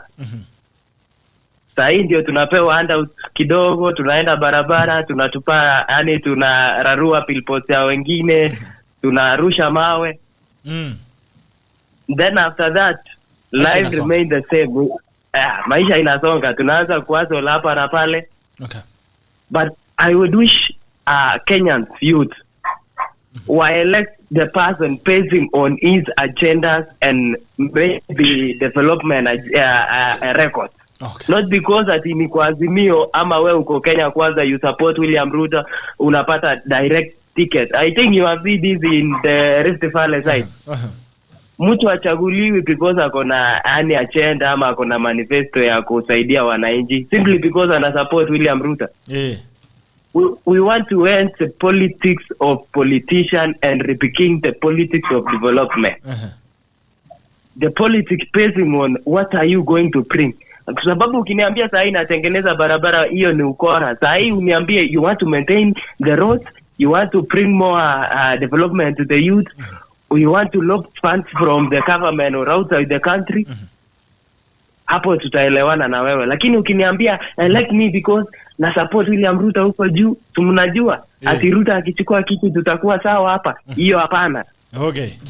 Asante. Alafu congratulations to those ladies wenye wako hapo. I think wamefanya the tackle ikuwe smart sana. Hakuna siasa ya kurushiana, hakuna chuki. Nimesikia from UNO amesema ya kwamba yeye ana lead more than 100,000 youth na hawezi sema anasimamia wapi. Ni president bwana. Ni president, lakini unaona how he tackle, hataki kusema kwa Azimio ama ako kwa Ruto. Mbajanja. Haya wewe Nick. Uko nyuma ni kama kuna watu wanataka kukunyonga. Pole. Tuonane kesho. Okay. We are called to choose between employment or earnouts, empowerment or family protection, bottom up or trickle down. Ruta or Raila? We'll go with Ruta. Sisi Raila should step down and let the youth lead his Azimio. Let's start there. Okay. What's the rush na BBI? Amba Mudhoni, Ruth, as much as Raila has done a lot of things, Jana, I salute him, but what is he doing of today pertaining the high cost of living? Ama kufuata the steps of Uhuru today and the future. Okay. Ras Davis Shonga, the guy saying Ruta has an agenda. Which agenda? BBI is costly, especially on the packages for maintaining positions mentioned, but Ruta is not good for this country. CC, why is Raila good? He's just ticking his bucket list. He's been here for 8 years and Bungala Manyanchi jambo. Hello, Jero. Namna gani? Jambo. Leta habari. Salamia warembo hapo. Warembo mnasalimika? Warembo na Ruto ama na warembo na nani? Warumba na kila mtu ako na line yake hapa. Na bitok. Na bitok. Lakini warembo wangu hapa. Okay. Sema. Nimesikia kuna point mzuri Aha. Hii siasa hii venye manda kwa alisema msiwe kwa roho, weka kwa lungs. Kabisa, ukipumua inasonga nayo. Na muelect leaders wale wanakuja kusaidia. Si puppet. I hope wanasolve what is happening in Rift Valley. Nimesikia jamaa akisema Rift Valley si wanasema. Naona Bomet, Kericho, watu wamesema tuna elect wale watu tunataka. Huko kwenu ni kubaya. Hata nilikuwa nataka kuomba kiti lakini nimeona acha tu nikae hapa Nairobi. Jera nilikuambia kitambo Bomet penye iko ukakataa. Hata Bomet unasemaje? Bomet inasemaje sasa? Bomet, Isaac na Soshon washa hata wana prepare speech ya inauguration. Nani? Isaac Ruto. Nani? Na Soshon. Na nomination? Hiyo sasa hata hakuna haja kwa sababu Isaac ako na chama. Alafu tuende Kericho kuna jamaa anaitwa Dr. Kirui bwana. Ketere arudi mtajo hakuna kitu Mutai sorry. So hiyo ishapangwa. Na nani wananchi? Nakuru. Wananchi watakuru unajua tu mambo imeenda huko. Nakuru Susan. Narok tuko na Ndutu. Kajiado the same. My friend, things imejipanga huko kwa ground. So waambie warembo sisi tunajua hii maneno. Tushafanya groundwork. So wao hata warembo pia watafute vitu, waachane na maana ya kusema league. Si league ya kusaidia nini bana? Waachane na maana leagues. League ya nini? Kwani wanacheza mpira? Watafute mahali kama ni kusimama wasimame vipi? Hata kama ni kando ya barabara. Bora usimame. Ama waacha ama afanye kazi nyingine. Hii vitu unajua hii vitu wanasema ati women league, hii youth league. Hiyo ni vitu ya kutumika, hakuna kitu hapo. Wamefanya hiyo miaka yote hakuna faida. Hata NONI amesema miaka mingi. The only way wanaweza saidia inji. Wasimame viti. Okay. Ama watu waenda wakuwa wakulima kuliko inaana kuwa league. Sawa. Iko na maneno mengine. Okay, jera. Sina nyingine. Mambo kumaliza roho warembo bwana na kwa league. Hayo league nimekubali hapo kwa ukubali mambo yake ya league. Ukulima nimekubali. Ukulima. Amesema kama mshindwa. Ukulima. Jera. By the way, hii ukulima unajua watu wameacha ukulima na iko na pesa mingi sana. Hata mimi nimeamua kuanza ukulima sasa. My friend, muende Narok huko shamba iko kubwa, wanaenda walime. Kuliko hapa na maneno ya leagues. Leagues sasa inakusaidia nini? Those leagues are still important. Hiyo ni kupangwa chini ya kiti hapo, chini ya mesa unapangwa hapo. Haya, utaniambia maneno ya ground vile inasema as well nominations zinakuja, nataka kusikia ground nomination kinakaa vipi. Utaniambia tafadhali kesho labda ama Friday. Niangalilie mambo. Nomination niangalilie. Nomination hiyo ni time bomb. Haya. Jambo bunge la mwenye jambo. Hello, good morning. Good morning to you, how are you? Poa sana, habari leo. Salama sana ndugu, niambie naongea na nani? This is Timothy Kimayo, Yes, Timothy Kimayo, niambie. Now I want to talk to Ruth AMBOGO. Okay, she's here. You want to propose? Ruth. Yes. No. Nakusikia. You see, Ruth and I have a very personal relationship. Very close relationship, and I must say that she's a good leader. Tumejuana for some time, and there's some things maybe I want to inform her when it comes to leadership that apart from ile political differences that we have, she can be a good leader. Wachana hii mambo ingine ya to support nani, si yeye asimame to support, tujaribu kusukuma mambo yake. And Ruth, you see, hii mambo siasa, currently I'm doing some civic education, I think to do with water education. Yes. And what we are trying to do is that we are trying to bring our expertise, for the benefit of our shared goal. What we need is a free, fair, and peaceful elections, because after these elections we still have a life to live, you see. So I encourage you, keep doing your thing. Na mambo itakuwa sawa. Asante. Yes. Okay. All right. Thank you so much. All right. Asante sana Kimayo. Thank you so much for joining us this morning. It's a pleasure. Mesikia Ruth, mambo yako. Nimesikia. Mesikia habari ndio. YouTube yangu imepotelewa hapa kidogo na nilikuwa nataka kumalizana nao ngwana wa YouTube. YouTube wanadianga sana anasema. Meanwhile, anyone can be responding. You can pick up the conversation from the calls. You can answer anything that you think is fit. Uko tayari? Melvin? Yes. Are you ready? I want to tell the person who was talking about youth leagues, watu wachane na leagues na nini. Wachana leagues. These are just brandings that we've given these spaces, but otherwise it is very important that it's a good breeding ground. Yes, it's a good breeding ground, and it's good that we involve and we emphasize on inclusion in these political parties. Okay, we are just saying youth league because we want a name. I mean, just a fancy name to give these people. And brand yourself. But imagine if we didn't have these leagues, then we might probably not even have these youths here. You know. So remember that in as much as there's a lot of complaints about youth leagues, how political parties are helping us. Remember that it's important for these people to occupy these spaces. I mean, these are going to be the political leaders of tomorrow. So don't discourage them. Kuna wakulima, kuna politicians, kuna walimu. Kila mtu akona kazi yake. Yes, kila mtu akona kazi yake. So where do you want these young people to learn politics from? Let them go and occupy those spaces. Don't discourage them. Tusonge naye mbio. Haya, tunaenda kwa we only have 15 minutes left. Ruth, nataka nianze na wewe. Agenda tusonge kwa simu. Yes. Impeachment claims by the president last week. Is it this week or last week? This week.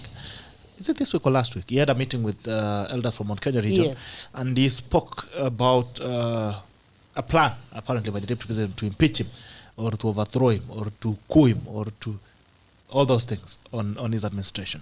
And they say that it's Raila who rescued him. Sema ndugu yangu Raila ndiye aliniokoa. My brother saved me from the impeachment, from the teeth of the alligator. Yes. Sasa baba jana wasema maze I'm not aware. Siniingize kwa hiyo maneno. Unaonaje history? Na Kenya kipindi inakuanga kila siku. Kenya ni kipindi honestly. It's a movie scene. Well, I think it is only the president who knows what he's been talking about. And if indeed, and you know, it would be very unfortunate if he actually stood up and lied on a podium. So by the time he's speaking to the elders and telling them that this was indeed the true state of the situation, then I would want to believe there's some truth in those claims.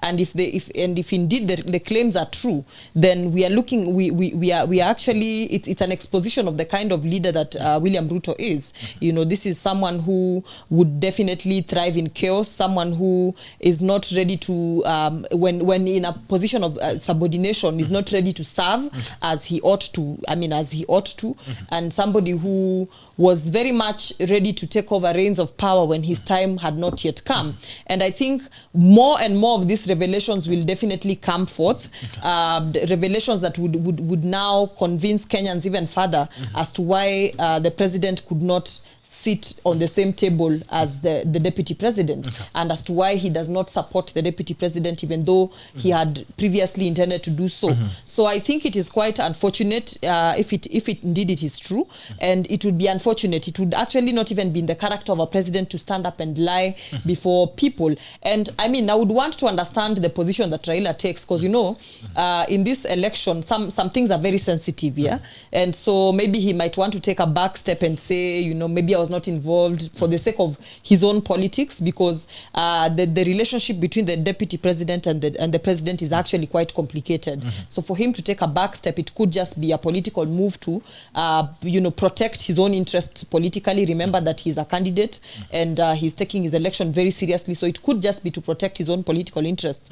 But if the president says that the prime minister the former prime minister came to his rescue, then there could be some truth to it. So Kenya, of course, as we say, in Sarakasi, but for me, those allegations were quite they were very serious allegations, and if there's some truth to them, Kenyans should open their eyes and truly see the deputy president for what he is and the kind of leader that he would be. Okay.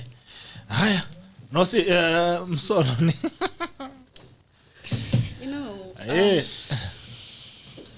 The office. You're looking sick already. I'm just so tired about that story. It is infuriating, Bitok. And the office of the president is a sacred. That is a sacred office. That is an office that is highly elevated. And I think for His Excellency to make such utterances, then for Right Honorable Raila Odinga to say something different, I don't even have words. The way I had prepared a speech, now hata sina words, because for sure His Excellency is lying between his teeth blatantly to Kenyans, those who voted for him and those who didn't. You know why? Because I would rather believe, as much as I'm not a Raila fan, I would rather believe Raila, because he's old and he's gotten to a point where what he says, hana ile break ya mdomo ile, the way I was telling Melvin, tujifunze kusema hapana even when it is not hapana. So anasema ukweli. Sasa yeye anasema tu ile yenye iko mnabaki mkiscratch kichwa. Because he's gotten to that point. I do not think that I would want to disagree with Ruth that we are going to now rate Ruto because he's supposed to have maybe attempted to impeach, or is it overthrow? Which one is it? Is it impeaching or overthrowing, or which? Overthrow. Because I'm wondering, impeachment sinile ya bunge. Na Ruto akai bunge, he's not a member of parliament. Na wanda ilikujangaje inamhusu, but even if indeed he was involved in it, there must have been some record somewhere that there are those people aliwaambia waende waeke hizo impeachment papers parliament so that the process can start. And if it is not impeachment, it is overthrowing. If we are to rate people for trying to overthrow governments, Raila Odinga should be somewhere next to Hezekiah Ochuka. Okay. Really, truth be told, what is he doing prowling the streets? With all due honesty, if we are to be sincere as Kenyans and we are facing politicians with the things they've done, mbele ya macho zetu in broad daylight, bila gossip. Because I'm suspecting that story ni gossip. And gossip amongst men Bitok is very bad. It is very bad. We would rather have Kate Warogoro and me gossiping. Rather than wanaume muingie mahali ati mchukue wazee wa Kikuyu wamevaa nguo ya brown, then you start gossiping. That is very wrong. And also it is firing up. Why are we polarizing the nation? Usikata simu. Shikilia ndugu yangu kidogo. We are polarizing the nation at a very crucial point, because when we start saying utterances like a deputy president try to overthrow his boss or try to impeach, or whichever words we are using, and also Ruto was never even given a right of reply hapo mbele ya wazee. I think it would have been prudent Uhuru akisema hivyo aite Ruto amwambie sema ukweli ulijaribu kufanya hivi na nikaokolewa na Raila. Wacha tusikie huyu jamaa anasemaje. Bunge la mwenye nchi. Simu ya mwisho. Bitok. Na uache kuchelewa. Maina from Nyeri here. Maina. Ona atia. Uko aje? Yote na Kauru. Habari ya Nyeri. Ndio uko salama kabisa. Karatina hapo bado kuna pork. Hapa Karatina tuko uda mbaya. Nataka nguruwe. And one thing I want to tell Ruth Abogo. Yes. We know Uhuru's family. How they play games, dirty games. Politics. Yani wanaekelea mtoto. Kwa nini hakusema Ruto ni mwizi 2013 and 2017? Okay. Who has looted the whole country now as we talk? Kemsa walienda wapi? Abogo wakati anaongea anatuambia Raila miaka yake imepita. Kwani wewe Abogo ataiongoza lini? Before atuambia ati nini? Ati youth wataiongoza lini? He's supposed to retire. He fought. Okay, he fought because he was there at that time. You are not born. You are now, I'm 40 years, nimepata tu akipiga siasa. Mimi nitaiongoza lini? If at all us like youth, we cannot be given chance. Kama Kenya itakuwa inaongozwa na familia tatu, Moi, Raila and Uhuru's family. Sisi tutaiongoza lini? Ati yeye anatuambia sisi atatuchagulia mwenye sisi tutamfuata. Why did we go to school? Okay. Why did we go to school? We can see what they have done. Raila is saying that bring up prices na maisha watu chini. How? Yet he is in the government. He's good terms president. Kwa nini sasa wasilete chini sasa? Okay. We talked before kusema ati nikikuwa president, we know the tricks they are using. They want to protect their rooted pesa. Wameroot the whole country. That is why people are very poor. Unatuambia ati wamejenga barabara, sawa. Barabara walikuwa wanataka sisi tuchukue majembe tukajenge, ama si kazi ya serikali? Alijenga na pesa nani? Pesa yetu, tax yenyewe tunakatwa, si ndio? We are very bitter. We are very bitter. Ni pesa yetu. So ni kama mimi kuniambia nimesomesha mtoto wangu. It is ni right yangu kusomesha watoto wangu. Na siwezi kuambia ati niliwasomesha. So president alingana amejenga barabara, angejenga hospitali na viwanda, amshe, si ndio? Maziwa amemonopolize ndio alikuwa anatuzia nini? Lakini mwenye ng'ombe sasa hapati kitu. Fertilizer imeenda juu. So kwa nini atuambie mwenye tutachagua sisi kama Mount Kenya? Atuache yeye apeane kura yake kwenye tapeana. Si tupeane kwenye tutapeana. Haya. Kwa nini? Yeye he was the president. Juzi amesema RUTH wanted to impeach him. Si ndio? He has the powers even to arrest him na kumweka ndani, si ndio? Kwa nini hakumshika? Kwa nini hakumweka ndani? Why now he is there shouting because it's campaign time? Mwambie at least sasa tumerevuka. Mababa zao walitudanganya akachukua shamba zetu. Now it is our time. Haizi tudanganya tena. We are tired of them. Those families should go. We forget about them. We have a new country. We are just tired of them. Very, very tired. Imagine watu wanalala njaa, wao wanataka kuulizwa bei ya mkate tajui because it is none of his business, because they have money. They have rooted the whole. Ukiuliza KEMSA pesa ilienda wapi? COVID money iko wapi? Ananyamaza, si ndio? Because it is the family that have rooted. Si ndio? Familia yao. Uliza mambo ya KA nani alikuwa mhoho? Ilienda wapi? Chini yote, si ndio? But now Ruto compared to Uhuru's family and Raila's family, Ruto ni mwizi wa kuku compared to hao. Kama ni mwizi, kama yeye ni mwizi, kama Ruto ni mwizi, yeye ni mwizi wa kuku, ni wezi wa billions compared to what they have stolen in this country. We are tired of them. They should never tell us about ati nani tutachagua, ati si as Mount Kenya. No. Me kama Mkikuyu, I have my own vote. Okay. I have seen it. I went to school. I know who to vote. Okay. Na hizo propaganda zao, kama ingekuwa propaganda, angemshika mweke ndani. Kama ni mwizi, tiwekwe ndani. Why kushinda hapa kitusha ati yeye ni mwizi? He is the president. He has the mandate.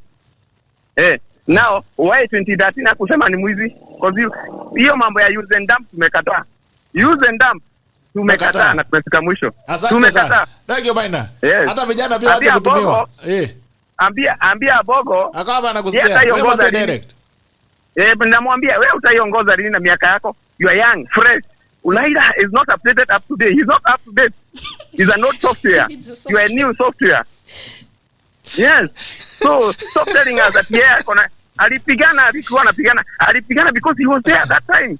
Okay. Yes, we were not born. Now we are born. We are today. So mambo ya today, 21st century. He's not updated. Ana hata kida meeting analala.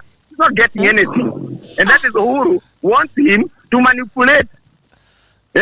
Juu yasa ni mzee amanipulate hapa chini. Yeye Raila anawekwa juu tu hapa. Lakini hapa chini ni Uhuru family na wezi wengine Mount Kenya Foundation. Hiyo tumekataa. Haya, thank you man. Thank you. Radi mwana. Salimia watu wa Nyeri. Nitawasalimia. Tutembea Nyeri. Ambia watu wa Nyeri tutakuja pale. Waambie tumerebuka. Wasifikiria si ni manongo venye mababa zetu walikuwa na maguka. Haya. Yeah. Thank you. Thank you for that. Tuona Nairobi. Okay, asante sana. Bye bye. Okay. People are things are very elephant. People are very angry. Things are very elephant. Especially kuangalia kuona Raila anatumiwa hivyo because he's an old mzee, he's ailing, and these people don't mean well for him. They don't. Truth be told, Ruth, they don't mean well for him. They are going to manipulate him like a puppet. Ni wewe peke yako ndio anachukua simu yako. Because nimeona umepiga kelele kwa comments. It's only your call. Sema. Yes. Sasa, Gerald bana, the fact that Raila said that he is not aware kwanza ulishindwa kukuja does not necessarily. We have banned you. No, sikushindwa. I explained to you, Gerald. Okay, sawa. So the fact that Raila says that he is not aware does not necessarily mean that it never happened. Okay. My friend, no president elected popularly by the people can just wake up and make a statement. Okay. And let us be clear. I think President Uhuru has been very, very humane in the way he has handled dissent in his government. And he has tried as much as possible to build consensus. Okay. So these are not allegations that should be treated, lightly. Of course, they are political, but it needs to be put within context. Okay. That the country was more important than anything else. So if the president found a way of handling the situation and taking the country forward, it doesn't mean that we should not go back and look at what happened. Okay. And I think the key but here the president husband, the president is not taking it seriously, because if he thinks he's taking it seriously by speaking to 3,000 elders from Mount Kenya on a country of 50 million Kenyans, because we all deserve an explanation. I deserve an explanation as a young person in Kenya among the other 50 million Kenyans who would want to understand what really happened. Do you think he's taking it seriously by going to gossip about it in a corner? Because it's a national issue. It's a national thing. Wait. It's a national issue. That's why you are discussing it. You know, your platform is a national platform. It is in the public domain. But the origin, where did it originate from? You see, the fact that it got into the public domain through a private discussion the president was having, notwithstanding, this is a serious issue. And I've said the fact that Raila was not aware does not mean that it never happened. Okay. You know, what happens is very simple. That if the president sought Raila's help, maybe he didn't explain the granular details to Raila. And if he got that help from Raila and they managed to steady the country, give us leadership that we've seen has contributed immensely in the second term of the Jubilee administration, we should say thank you to Raila for accepting to steady this country without even knowing what was going on behind the scene. But let me finish by saying this. You know, some of these things cannot be taken lightly, because in the public domain, it is also clear that a lot of the government agenda in the Legislative Assembly were frustrated by the very, very people who went around this country campaigning for President Uhuru Kenyatta and his deputy William Ruto. These people, I can tell you, and they're in the public, there are enough clips. These people, immediately they won the second term, they were very clear that all they wanted was to make the deputy president the president. Okay. And I can tell you, in a democracy, when leadership is looking at the next election at the expense of delivering for the next generation, then it is dangerous. Okay. And we are not going to condemn anyone, but I can tell you, Kenyans now know the character of our leaders. Okay. What will vindicate these leaders is what will happen in the next election. Because with information, you expect that we'll be better informed to make the right choices. So we cannot condemn the deputy president, but we cannot wish away what the president has said. We will keep what the president has said and we'll use it to make a decision come August 9th. Okay. Thank you, Gerald. Asante sana, husband. To you. That's the last call we were taking. Okay. You see, the overarching question throughout has been what really happened between the president and the deputy president. And now, where I'm standing, we are wondering, is the president trying to spill bits by bits what really happened, or is it him, because now we know that he's taken sides politically, or is it him just trying to decampaign the brother? You know, so we do not know. And the platforms where these things are being mentioned, I think we ought to take these things with we can't just take them slightly like that, because now these are things that actually they're national issues, like you say, and they're not just trivial issues. You know, so the other thing is, I will not castigate Ruto. I will not castigate Ruto. Baba said he doesn't know, he's not aware, so we leave it at that. He doesn't know. It's between the two brothers. But now we are asking ourselves what exactly is happening, and this is the question that we've been asking, because now we've Ruto over the last few months has been accused of, there was assassination claims, now the impeachment claims, and you're wondering what exactly has been happening. If you want to spill, just tell us. Just come and say this is. Give us a count of all that has been happening instead of us hearing them in bits by bits. Because again, we want we want the whole tea, because now Ruto akiwa hapo. Because for me, I'm like, by the time we are getting to August, to the polls, how much do we have to wait for to hear? Because it's like there's an account of so much, you know. But better served in doses, small doses. But I will not be quick to castigate Ruto. I will not be quick to say, you know, this is his character or anything. But again, when it comes to the government, the Jubilee government, I could judge them. They're in this together. Whether they decide to disown one another, as for me, they are together. This is still the president and the deputy president, and I am co-judging them. Okay. But now we also just need somebody to come clean and tell us who is this, because you know it could help, it could not. Maybe it's just disparaging him, but we also need to know. And I think Baba is tired of being dragged into. Amechoka. I mean, let the man just come. Not that I'm supporting him or supporting Ruto, but let the man just go. Yes, wachaneni na manomi. He wants to do his last campaigns probably and go. So just let him be. But these two brothers, somebody just needs to come and tell us what exactly happened. But also, I think I had something in relation to like Ruto wanted to conspire with Raila or something. So again, there's the Ruto. It's Raila who saved the president. So it's not clear. According to me, it's not really clear. But this thing of calling people to caucuses and telling them this, please come clean, because this Ruto. Because I'm thinking, is it just you are going to decampaign him in Mount Kenya? Because if actually this is the character, then you should come clean and tell the whole country. It's not just Mount Kenya. And I'm also proud of the guy who the Mount Kenya guy who's not coming to us and telling us to mepewa direction. There's a lot of, we are waiting for direction, we're waiting for you to give us direction. So these guys are not just taking direction, they're also objectively questioning all that is happening. But if at all this is what is happening, then we should be told. Look, I agree with her. Masas Amanda, you cannot afford to agree or disagree. Yeah, a quick one. We would want, by the time we get to electing Ruto or Raila, we would want to know all the skeletons that these people have. Okay. I might have decided already, but I would want to hear. Because do not forget, we elected Uhuru overwhelmingly. That time he was a nice, charming guy. Remember when he was inviting he's that guy? He's still charming, but now he's charming the other people. He's not even charming them. The charming has changed. By the way, he's not even charming them. They are just going with him because he's promising them support after talking so much ill about them. Unajua ule mtu anakuchukia ile siku atasema anakupenda na unaona ni mtu ako na value, unasema I captain. But unakumbuka wakati Uhuru alikuwa na invite ule jamaa wa Donge State House. That Uhuru, that charming one, he completely changed because now at this point he needs something completely different. So what I'm saying is he needs to tell us really if Ruto attempted to do something bad to him. We even as pro-Ruto people need to know. But because for a fact, that is a questionable story. Okay, he's a head of state. I'm having... Even my mouth is scaring uzito ya kusema alidanganyana blatantly, of which I think that's what he did, but hata inanishinda because I'm embarrassed after voting for him thrice. Kumera dhuraku. Yeah. After all that, then he says nimefanyiwa, hatoi proof, hatoi evidence. Proof ya Raila kujaribu ku overthrow Moi iko in public domain, si ndio?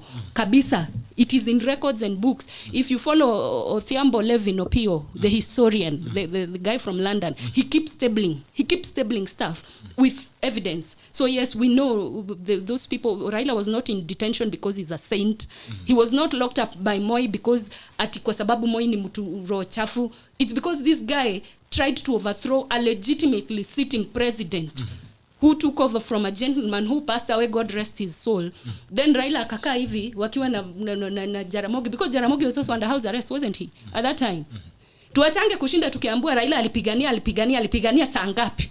Hakuna kupigania, alipigania. He was in detention because he is a criminal. In fact, I think Moi is a very good gentleman. Nikwambia ukweli, I'll say this without fear or favor. Ingekuwa Kenyatta wamejaribu kuoverthrow, tungekuwa tunaongea story nyingine sahi. Rosafi, because you know Kenyatta akuwa na bluff. Moi was a gentler gentleman than Kenyatta. So my point was, we want to know what Ruto did as he end up hata yeye kuisha charm. Hivi Uhuru tulimchagua tukaimba Kumera and all those, akiwa charming and that time when you know he was even looking handsome. Nowadays he's not.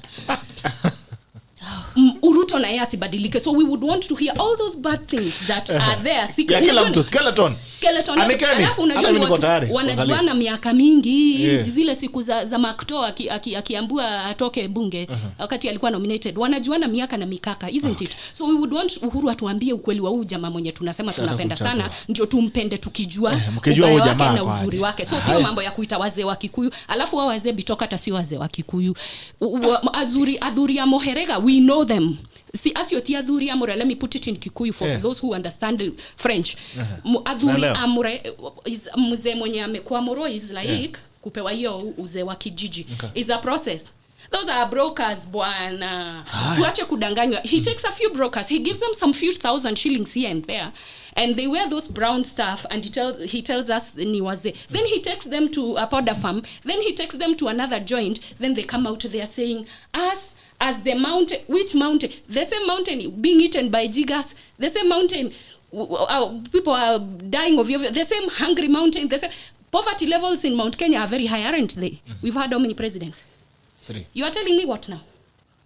Having a president or a whoever in the mountain has not been that much of a blessing that we will follow him to Ichaweri, whatever he tells us, we just say, yes, Captain. No. And I'll say this for those people who think having a president from your tribe is something of much of a value. Growing up, in fact, as a Kikuyu was bad. We were hated. People thought we have been fed with everything, and we are still hungry. I remember even when I was in primary school, somebody would come and drop a something, kama kamawe. Tingly, it leers near you. So that you turn and say, ni Mkikuyu amesikia shilingi. Because we were being assumed to be this kind and that kind. And it was not because Kikuyu was this and that. It is because now what the Kenyatas did historically was taken as is what Kikuyus have done. We were carried as a group. So we carried the ills of that family as a community. And we've carried that burden. There's nothing good you would have said about Kikuyus, especially when it comes to Raila Odinga up until recently, when he shook hands with. So there's, at this point, Uhuru telling us he's giving us direction. Let him know in the first place, their family has given us such a bad name in this nation. And even right now, there's nobody who is ever going to trust this community. We are hoping, because we've really intermarried, we are hoping that your issue, this tribe, that tribe, at some point, our watu, wakifika later, itapungua. Because there is somewhere you will appear, somebody looks at you, nyinyi mulisapotiwa na Ruto mukam backstab like this, you people, nyinyi ni mamikora sana. He's given us that name. He's given us that brand. And that is the reason why umesikia huyo jamaa Wanyeri ameongea na bitterness sana. Because we want to shed that traitor brand. Let us not forget it started in the 60s, hizo time ya oath. My dad was telling me the other day, ati sijui mtu mwenye ako na gari alikuwa analipa 100, mtu mwenye ako na tractor alikuwa analipa nini for that oath too. It is something that actually happened, and people were hurt and people were killed. All because Kenyatta alikuwa na bitterness na Jaramogi. We carried that burden. Now again we want to carry burden ya bitterness ya Uhuru na Ruto. Why? Why as a community should we carry that burden? Kuna ile time inafikanga unasema we are tired. And for real we talk, we are tired. Right now it is going to be, hata kama mmoja atachagua Raila, hata chagua kwa sababu ameambiwa na Uhuru, ni kwa sababu unaangalia Raila unasema baba amesema A B C D, anaweza kuwa president mzuri. Lakini si eti because Uhuru amesema. Uhuru is not spokesperson of Mount Kenya. Uhuru was the president of Kenya, president wa kila mtu. Alete Ruto amweke hapa aseme huyu alinikosea hivi, we might change our mind about, okay, I doubt, but at that time atakuwa amepatia Ruto right of reply, because huwezi accuse mtu vitu kubwa hivyo bitok na umpatie ruhusa ya kusema yenyewe nilifanya hivyo, I'm sorry, because he could even apologize, aseme nilishikwa na kauchoyo nikaona nifanye hivi. But because Uhuru knows that did not happen, hataki, anajificha State House, anaongeza vitu akiwa State House. I would want him to call even a public rally, but play simple tu kama Githurai. Kumejaa wasapere. Akuja aseme nimekuja na huyu jamaa. Niliwaletea huyu jamaa tulipotoka Afraha, nikawaambia huyu jamaa tulikosana, tukafanya visanga 207 na tumewaomba msamaha tusiwairudia. Na nimewaletea kwa sababu nataka kushikana na yeye tujenge serikali. Si alifanya hivyo 2012. Sasa arudi. Yawa, miguu hajapoteza ako nayo. Sauti iko. Akuja asimame Gizu. Asiende hata Faa. Asiende Mukurweini huko Muranga. Akuje Gizu. Huyu jamaa niliwaletea alafu ameni waste. Ameni bend over attached toes. Then at that time hata sisi as the mountain will be like umse simple. But now gossiping, no. We are, in fact, we cannot operate. We cannot run a nation on gossip. Okay. It is wrong. It is evil. It is uncouth. It is even beneath us as a 60-year-old democracy. I rest my case. A quick one. I think it is also dangerous because the president risks not being taken seriously in the near future between now and August, because now we'll be taking these things as mere political utterances, just things you just say for the media. So I think he also needs to come up with substantiated claims and come up very seriously. We talk. You know how we choose how we choose to interpret what the president has been saying and will continue to say is up to us. Okay. But the truth of the matter is that what the president is saying are very serious stuff, and how we choose to interpret them is up to us. Okay. You would choose to interpret it as my sister is interpreting it from the point of view of, I am such a diehard of William Ruto. I mean, she's such a diehard of William Ruto, and there's nothing that you will tell her that would actually convince her that indeed these things happened. Right. Or you can choose to sit at the middle ground and ask yourself that if indeed these things are true, and by the time a president is opening his mouth to make such allegations, there must be some truth to it. Okay. There must be some truth to it. You don't just wake up and decide, as she's saying, to go around and start gossiping. It is actually beneath the president. And I like the fact that she's actually admitted that it would be beneath the president to stand up and gossip on baseless allegations that, the deputy president did this and that. No. And the other thing that we must also accept is that the presidency is nobody's birthright. That if at one point I stood up with you and I said we would vote for me for 10 years and then would come back later and vote for you for 10 years, and along the way things happen that actually shake my confidence in you being a proper leader, then I have the right as a president to support somebody else. Okay. I have the right as a president to support somebody else. And I have never seen the president standing up on any podium and forcing anybody to support Raila Odinga. He is only indicating what is a preference to him.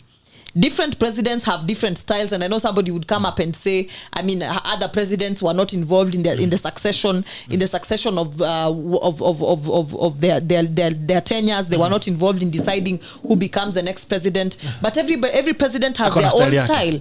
And by the time, I always say this, by the time a president is coming to a point and saying that I no longer trust in the leadership of this gentleman that I have worked with for all these years, my friend, take those words with a pinch of salt.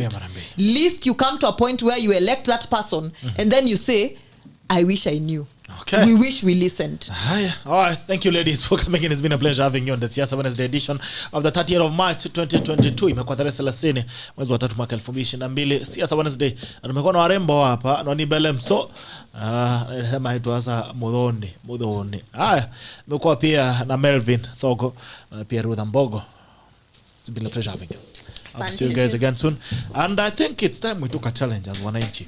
The same way we interview these guys and ask them about the agenda, I think it's time we collected all these politicians, especially the top ones, and we get to know what is that they have against each other. Because in 2017, we had a campaign that was run on Uyu ni Mulevi, Uyu ni Muganga, and we voted. We said, wait, Muganga ende Bondo. Kimondo, Kimogoro. Gaza mwingine akasema huyu pia anakiamka anavuta bangi. I think it's time we held all these people. We bring in Raila Odinga, bring in Uhuru Kenyatta, bring in William Ruto. We start. Uhuru. 2017 ulitembu jamani Muganga. Aliokoka lini? Muganga iliisha. Tuuliza Raila, ulitembu jamani anavuta bangi anakunywa pombe. Aliokoka lini? Aliacha lini pombe na bangi? Tukuje Ruto na Uhuru, mlituambia nyinyi ni mandugu wachana na pete, kufa kupona, miaka 10 yangu yako 10. What changed? And the allegations that you're making right now, what are the issues? What are the facts on this table? So that the Kenyans can make a decision based on the real character of these leaders. Because I think we are tired of having a campaign that runs on rumor mills and lies and invasions of politics and narratives. Because Kenyan politics runs on narratives. What wanakaa chini mahali kwa kona, they say this is what we're going to talk about this month. Unasema kwamba NONI, ama RUTH, ama MELVIN, wako hivi, and they focus on that for the whole week, and we get to talk about it as a nation, and we leave the issues. And I keep asking this, when we are talking about all these things, when you're talking about the impeachment claims, when you are talking about the character of Winnie Mwezi, when you're talking about this and that, when you're talking about the mountain is doing this or the other valley is doing this or Nyasa is doing this and that, where are the issues in this campaign. Where do we leave the issues? At what point do we begin to start talking about the issues and looking at leadership for what it is and leaders for what they are? And I keep on telling you that there will be politics. It's a few months, 130 days, I think, to the general elections. We'll still have a country after that. You go exercise your democratic right, do your campaigns very peacefully, but I want us to start interrogating issues, not personalities. Let's start talking about the issues. What are the things that you're bringing us? Because right now, tunalia Jubilee. Talking about Denny, there's something I saw here about the debt. Something I was saying here about debt, and the fact that Kenya is surpassing the payment, the debt payment is surpassing the current expenditure of government. We are looking at almost 1.7 trillion in terms of repayment, Denny, and also we are looking at a recurrent expenditure of, I think the article is here. Let me just try to open it. Our repayment cost is overtaking our expenditure cost. What the government is spending is less than what it is using to pay for that. You know, so we don't want to get a position whereby again we're talking about a nation that is going to live on its knees. So let's start interrupting the issues. How are you going to fix that debt issue? And it's a conversation that we must have. If you are running for a position of leadership, tell us utafix aje mambo ya deni. Others kuja kuambia about utaomba ndio ulipe deni, then we'll have a problem. Until tomorrow on the Diaspora Edition, by Kina Arama, Chairman Arama na wenzake. It's been a pleasure having the ladies here on the Siasa Wednesday of the 30th of March 2022. Think about it, and let's see you again tomorrow. Bye-bye. Sata Connect ends now.